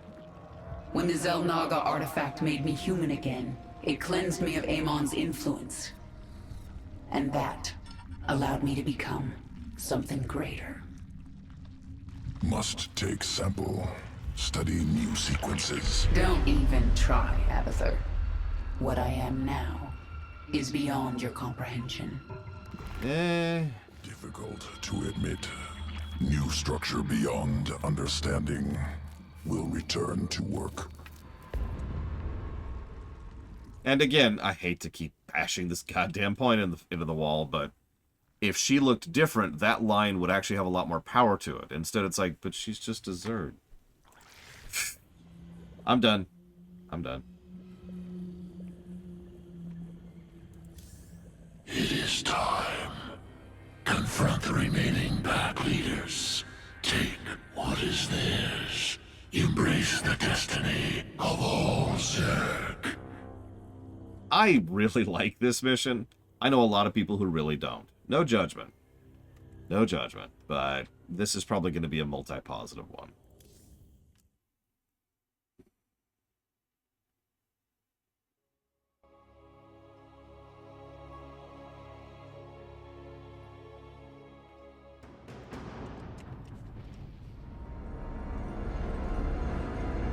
You must know your enemies. Yadra, a worm whose acid burns like fire. Kraith, immense and consumed by hatred. Slithen, the eternal. That's the hard one, by the way, of the three. And destructive. Kill them, and you will command the whole of the Zerg. Each has sent most of its pack against your swarm, leaving themselves vulnerable. Zagara, defend the Leviathan. I will deal with the pack leaders myself. Oh yeah, and to really emphasize my point, her in-game sprite is near identical, with the exception of some purple glow. So, regardless of cutscenes, she looks pretty much exactly the same. The world is mine. My queen. New form, powerful. Can leap through air, strike foes. Heavy. New offensive ability, psionic shift. Dash quickly. Destroy creatures. It is an asset reuse. So, again, Heart was a bit rushed. Your queen listens. Mengsk will suffer. What is it this time? Speak, You're trying my patience. The swarm is the instrument of my will. I have evolved beyond the Queen of Blades. I always did look better in purple. Revenge? I'm positively aglow about it. I think I'll wing it from here. You should get to know my primal side. You're trying my patience. Actually, super quick. I just realized something. Sorry, hang on. Get out of here. I swear this will make sense in a second. I actually did already answer you, Baron. Long story short, Primal is easy. Just skin her like the Primal Zerg with their particular reptilian look. But I would do a Zelnaga skin instead, if I was in charge of it. Where are you at? Out with it. Speak quickly. Yes? The swarm hungers. I will have my vengeance. You didn't think the swarm was gone forever, did you? Mineral field depleted. Hell hath no fury like a woman swarmed. It's not easy being queen. I like you. That's why I'm going to kill you last. It's evolution, baby. Mineral field depleted. Be quiet. I'm brooding. So many worlds to conquer.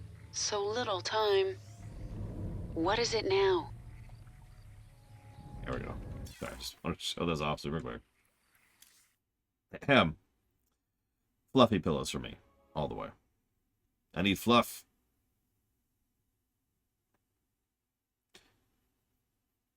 Yeah. The fact that Starcraft 2 just kind of died out is probably at least partially responsible for why the previous campaigns have never been backported with patches and updates. Make your peace. But whatever, I suppose. This world is mine. This relic, Zelnaga origin, houses genetic information. Important. Must collect. Primal roaches help. They fight Yagdra's brood.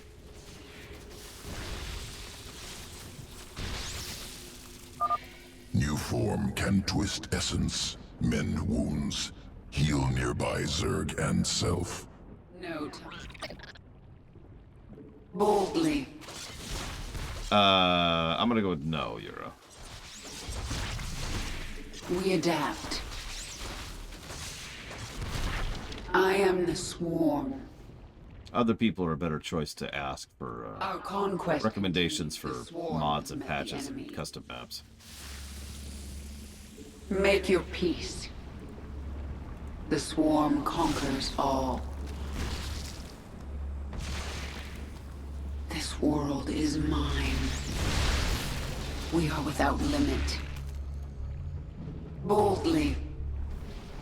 Yes, Eternus. No time like the Which is, present. 38 minutes from now, I I think. am the swarm.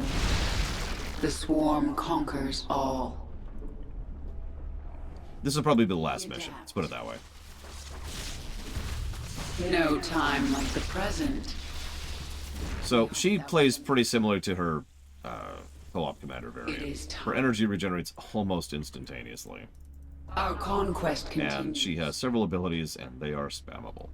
What is it this time? Is it up here? Or I'm supposed to cross? I'm trying to remember. No, Yura. Make your peace. More roaches. Boldly.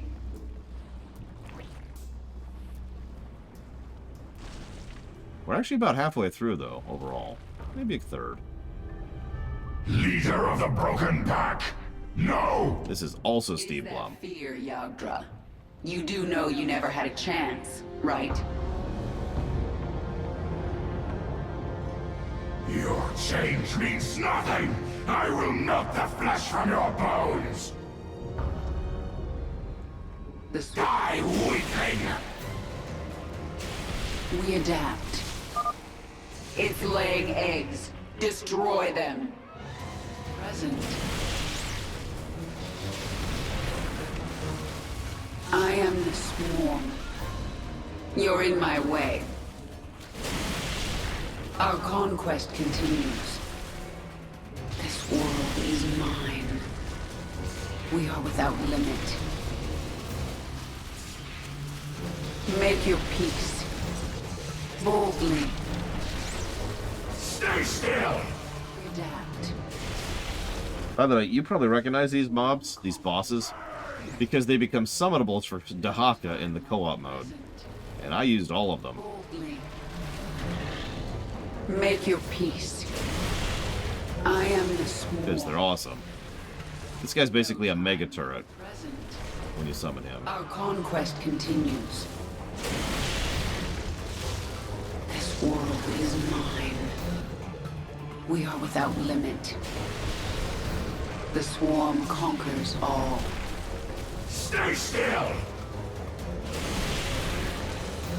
We adapt. Our conquest continues. This world is mine. Boldly. No time like the present. I am the swarm. This world is mine.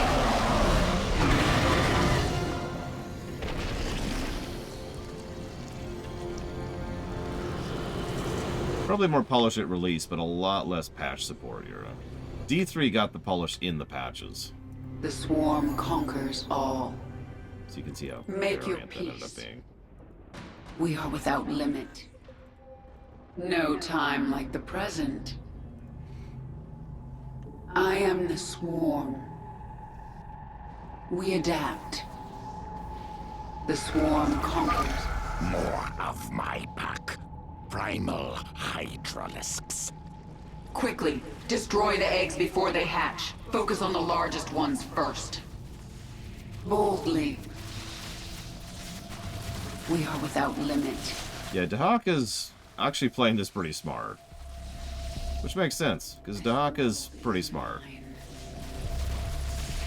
The swarm conquers all. Make your peace. No time like the present. We adapt. I am the swarm. We are without limit. Our conquest continues. Boldly. I mean, yeah, he cheated. That's why Dahaka has lived as long as he has. This world is mine. You'll notice almost everyone else here doesn't evolve intelligence. Make your peace. No time like the present. We adapt. Speak. The swarm conquers all. Boldly. It also makes sense to me that at least one major primal would evolve. Yeah, we'll go with evolve. Like Dahaka did. Without limit. Our conquest continues. Make your peace. Boldly. I am the swarm. This world is mine. Yeah, he doesn't mind feeding in the wake of someone else. We adapt. As long as he feeds. No time like the present. The swarm conquers all. Our conquest continues. Well, I use the word evolution there specifically because, I mean, like, of all of the Zerg, across generations, there would be one that would evolve into having int, and then it would spread, and then at that point, I am the sure. swarm. This world. But yes, no, what they mean when they say evolution is the same thing that all of Hollywood means when they say evolution. They mean mutation. Bless you. Boldly. There's Dahaka's right arm. It's still bleeding profusely. Mengsk will suffer. For some reason. No time like the present. We adapt. Boss number 2. I feel your strength. You will be worth killing. Worth the blood. do like being worth blood. 1,000 cuts shred the flesh.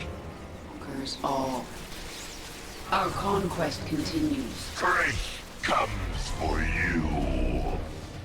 We are without limit. Make your peace. This world is mine. We adapt. The swarm conquers all. Strength comes for you. The swarm conquers all.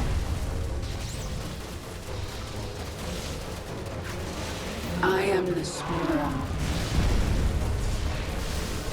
No, this is not Steve Blum. He only plays 3 roles in this game, and you've actually heard all 3 of them at this point. Dahaka, Abathur, and Yagdra. No time like the present. The swarm.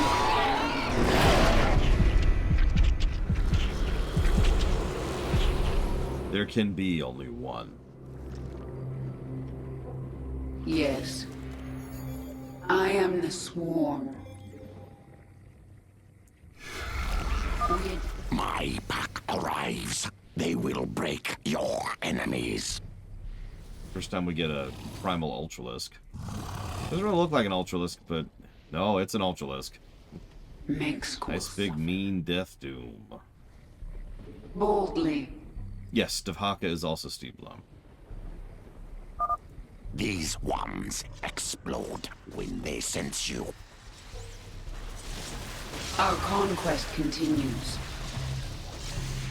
No time like the present. We are without limit. Ravasor fights with acid. Bring it down quickly. Swarm conquers all. It is time. We adapt. Oh, they kind of do, Baron, even though they're inverse of each other. I am the swarm. No time like the present. Our conquest continues. I feel like they do, Gallica, although they look differently. This world is mine. I actually go get the artifact. Get up there and kill that thing. We are without limit. And then kill that thing. The swarm conquers all. Boldly. Until I'm getting tired, I missed an artifact. We adapt. No, it's not there. There it The is. swarm conquers all. We are without limit. I mean, I think the Ultralisks have the advantage there because they can be upgraded. And their upgrades are fun. What is it this time? We adapt. No time like the present. I am the swarm. The Ultralisks are actually going to be an honest-to-God decent unit. For Our once. conquest continues. Which I'll show off as soon as we get them. Boldly. Random Zelnaga building in the background there. Don't mind me. No time like the present. I am the swarm. This world is mine. Yeah, Ultralis are going to be another, I'm not sure which one I'm going to pick, deal. The swarm conquers all. They're both worthwhile. Speaking of which, mutas.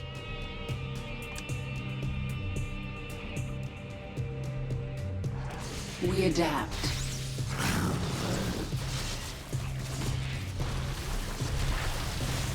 Yeah, they just straight up give us the frickin' Tarask from Starcraft 1. The swarm conquers all. I am the swarm. I feel like she's got to think about swarms. I don't know. What are you thinking? Make your peace. Is that just me? Is that just my vibe? Boldly. Our conquest continues. This world is mine. Not feeling it? Nah, okay. Must have been just me, I suppose. So, hardest boss last. We adapt. Well, We are without... Second hardest boss. More of my pack joins you. We are without limit. This world is mine. I do like how even the foliage is The attacking you. swarm Of conquers course it will all. be. So this is just death. Welcome to your demise.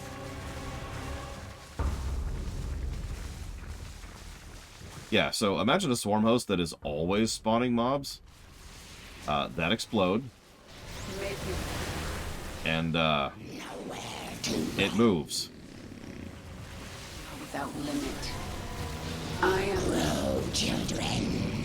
Yeah, this one's mean. Our conquest continues.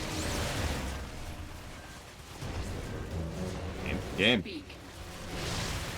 I am the swarm. The swarm conquers all. No time like the present. Yeah, it also can just drop area denial stuff on the ground. Our conquest continues. We adapt. The swarm conquers all. The ground betrays you.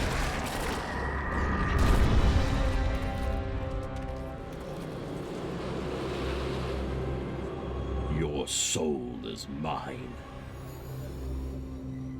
Your queen listens. One more boss. It is time. Servant. The pack leaders are slain. The packs join your swarm. And here you stand, complete. You are Zerg. Your essence overflows with power. I thirst. You will feed my evolution. The first in millennia. Zervan's interesting to me because he got so powerful and so strong I wondered when you would make your move. that nobody could actually be a big enough meal for him to move forwards.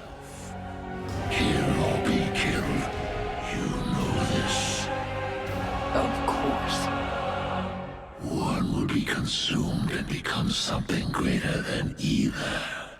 This is the heritage of the Zerg. Yeah, like, ideologically, what probably should have happened is eventually another creature would get big enough to challenge him, and then the two would contest, and then whichever one wins would keep going. But nothing ever did. Nothing ever got past that filter. The only one who, in my opinion, ever had a chance of that was Dahaka, and Dahaka went out of his way to avoid such a confrontation. So he just slept. It is time. Make Fight, Kerrigan. no time like the present. Only the strongest survive. This world is mine. We are without limit. Boldly. Consume and evolve. This is the only way. This fight can actually be quite mean on hard, by the way. Or brutal, I should say. Primal Zerg. I've done just this mission on brutal. And, Make your peace. yeah. I am the swarm. Good night, Nerosaurus. There is no escaping fate. The swarm conquers all. This world is mine. Boldly. Our conquest continues. We are without limit.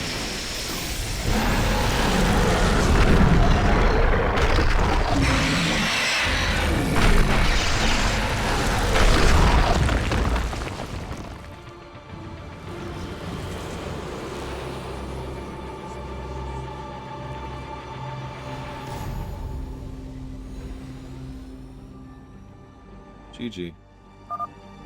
Zerus is mine. Isha, prepare the Leviathan. It's time the swarm returned to the Caprulu sector.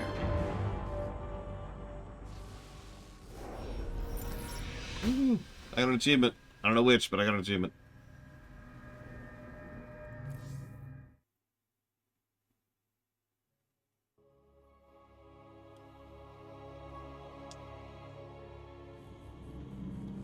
My queen, I have been contacted by Kalisa, a brood mother. She has heard of your accomplishments and wishes to return her brood to the swarm. Her brood is small in number, but it has strong leviathans. Kalisa, hear me. The planet Mistaf 4 is a hub of Dominion military production. Take your brood there and destroy it. Do that, and you will earn your place within the swarm. It shall be as you say, my queen. I like these visuals, but I like to think that they're representative rather than literal. My queen, your transformation has altered your abilities. If you wish, you can review the changes within your chamber. So before we talk to these people... The powerful essence of the Primal Pack Leaders has awakened a new column and many abilities.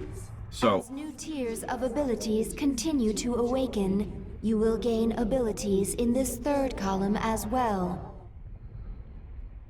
So now we can choose from 3. I think we're going to stick with those 2. But now we can make automated extractors.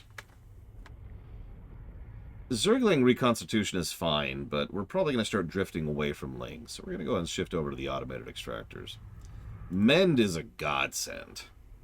Vespene efficiency is also really nice. So hang on. So we got 2 drones, which is really good for initial spread.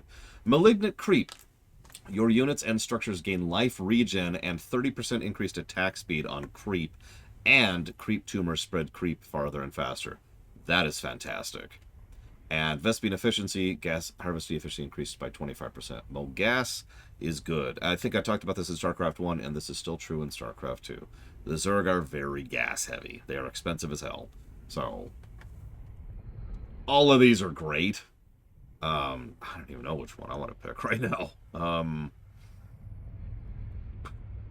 I think... Gosh. Yeah, I feel like getting the resources is the correct choice for right now.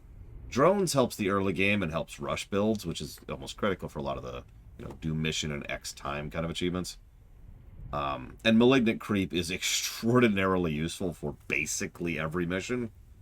But gas is also useful for every mission. And as Crazy Norse so accurately points out, we can just swap that will. We can just do that. So that's cool. It is a good sign that some of your brood mothers are returning to the fold. I wonder why they are willing to give up their independence. Perhaps not all of them wish to rule the swarm. And perhaps they know there is safety in numbers. Did you know the Ancient One would turn on me? Your essence, it called him. And you didn't try to warn me. He was Zerg. You are Zerg. One dies, and one grows strong. You know. I think I'm starting to understand you, Zagara.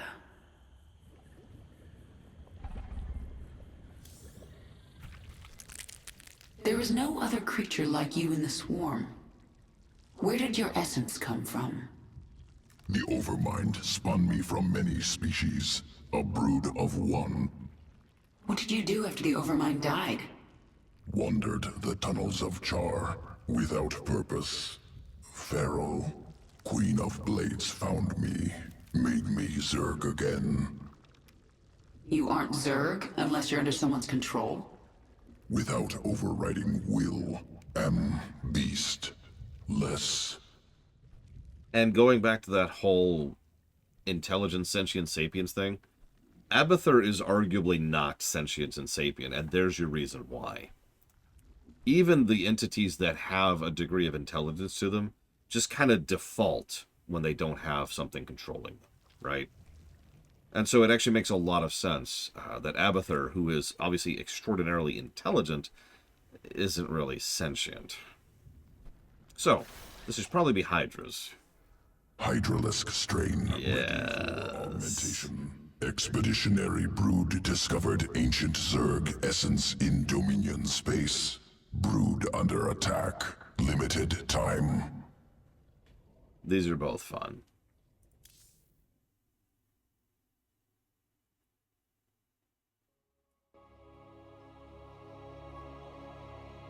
The way I like to try and think of it, Lunaruth, to make it make sense, is like this. If you remove the battery from a toy, it's just going to sit there lifeless, right?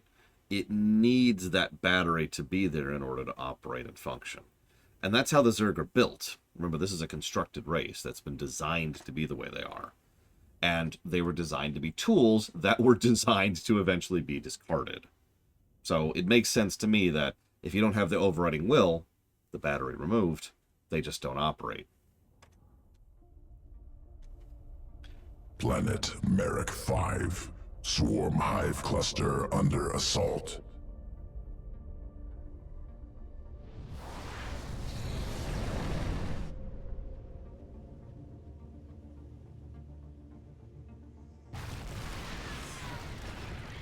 Prometheus Company. The Dominion's infestation specialist. We need to move fast. Essence nearby. Overmind creation. Impaler colony. Slow attack. Incredible damage. Collect essence. Adapt hydralisks. Defeat Dominion. Yeah, these are a variant on the lurkers from Starcraft 1, if it's not obvious. Absolutely, without question, Ross. Metzen, who pretty much invented this setting, has always been very obvious about the fact that he takes inspiration from a lot of things for this. Examining. Sequence incomplete. Must kill remaining Impaler colonies. Also, the next person to compare this to Warhammer 40k is getting banned! Any questions?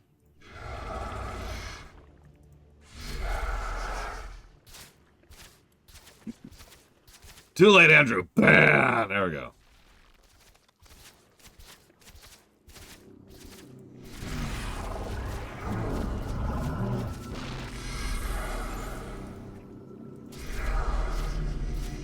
I have to micro a little bit here. We're taking too much damage.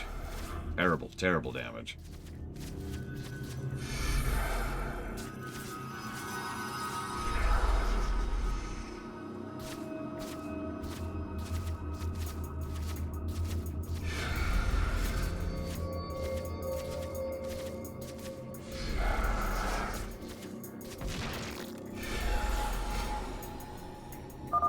Sequence acquired.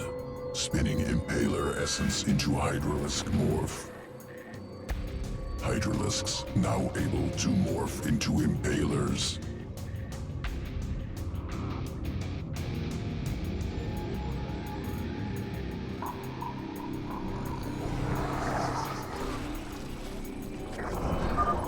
Impaler attacks while burrowed. Damages single target. Tears through armor. Move to the high ground and assault their barricade from above. Something just busted out of the ground! But we attack much faster than that turret does. And as you can see, it's just a giant poke of armored damage. 45 damage per attack to armor.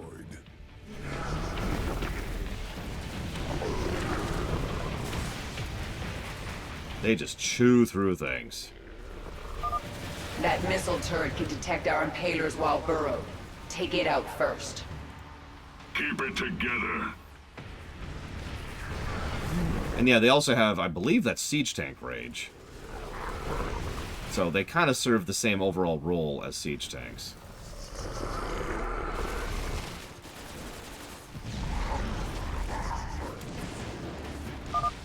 Barricades destroyed.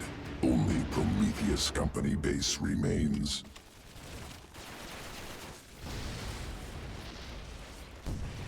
Yeah, swarm hosts are nice, especially if you get the thing that allows them to attack air.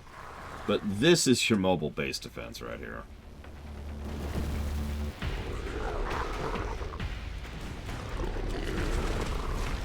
Honestly, both upgrades are great. So, this is just purely a matter of personal preference, whatever you feel like swinging here. Terran forces eliminated. Alternative Hydralisk morph possible. Surviving lurker dens discovered. Planet Caver. Once birthing colony for Dagoth's brood, now feral.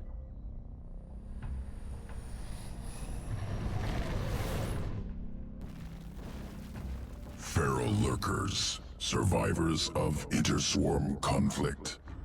I can control them, but I can't morph more. Key transformation sequence missing. Requires lurker den. Secure nearby den.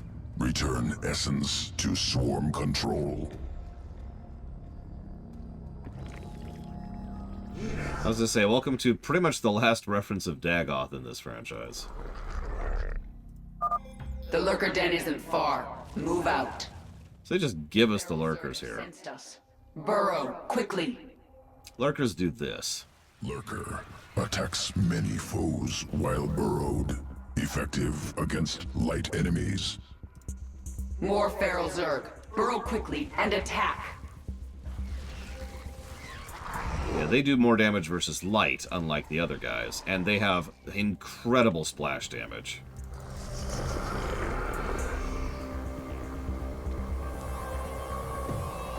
Oh wow, Trip.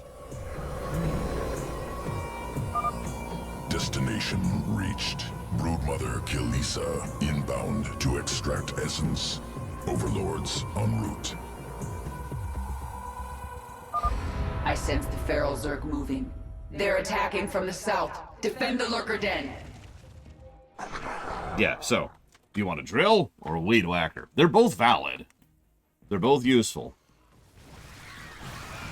These are both good evolutions. They're not as good as the Ultralisk one, but they're good. Incoming. Keep them off the lurker den. Whoop.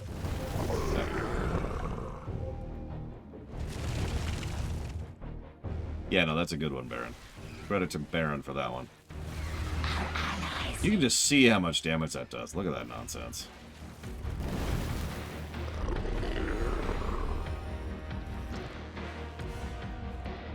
Feral Zerg defeated. Broodmother ready to extract essence. Must prepare sequences for Hydralisk morph. Returning to evolution pit.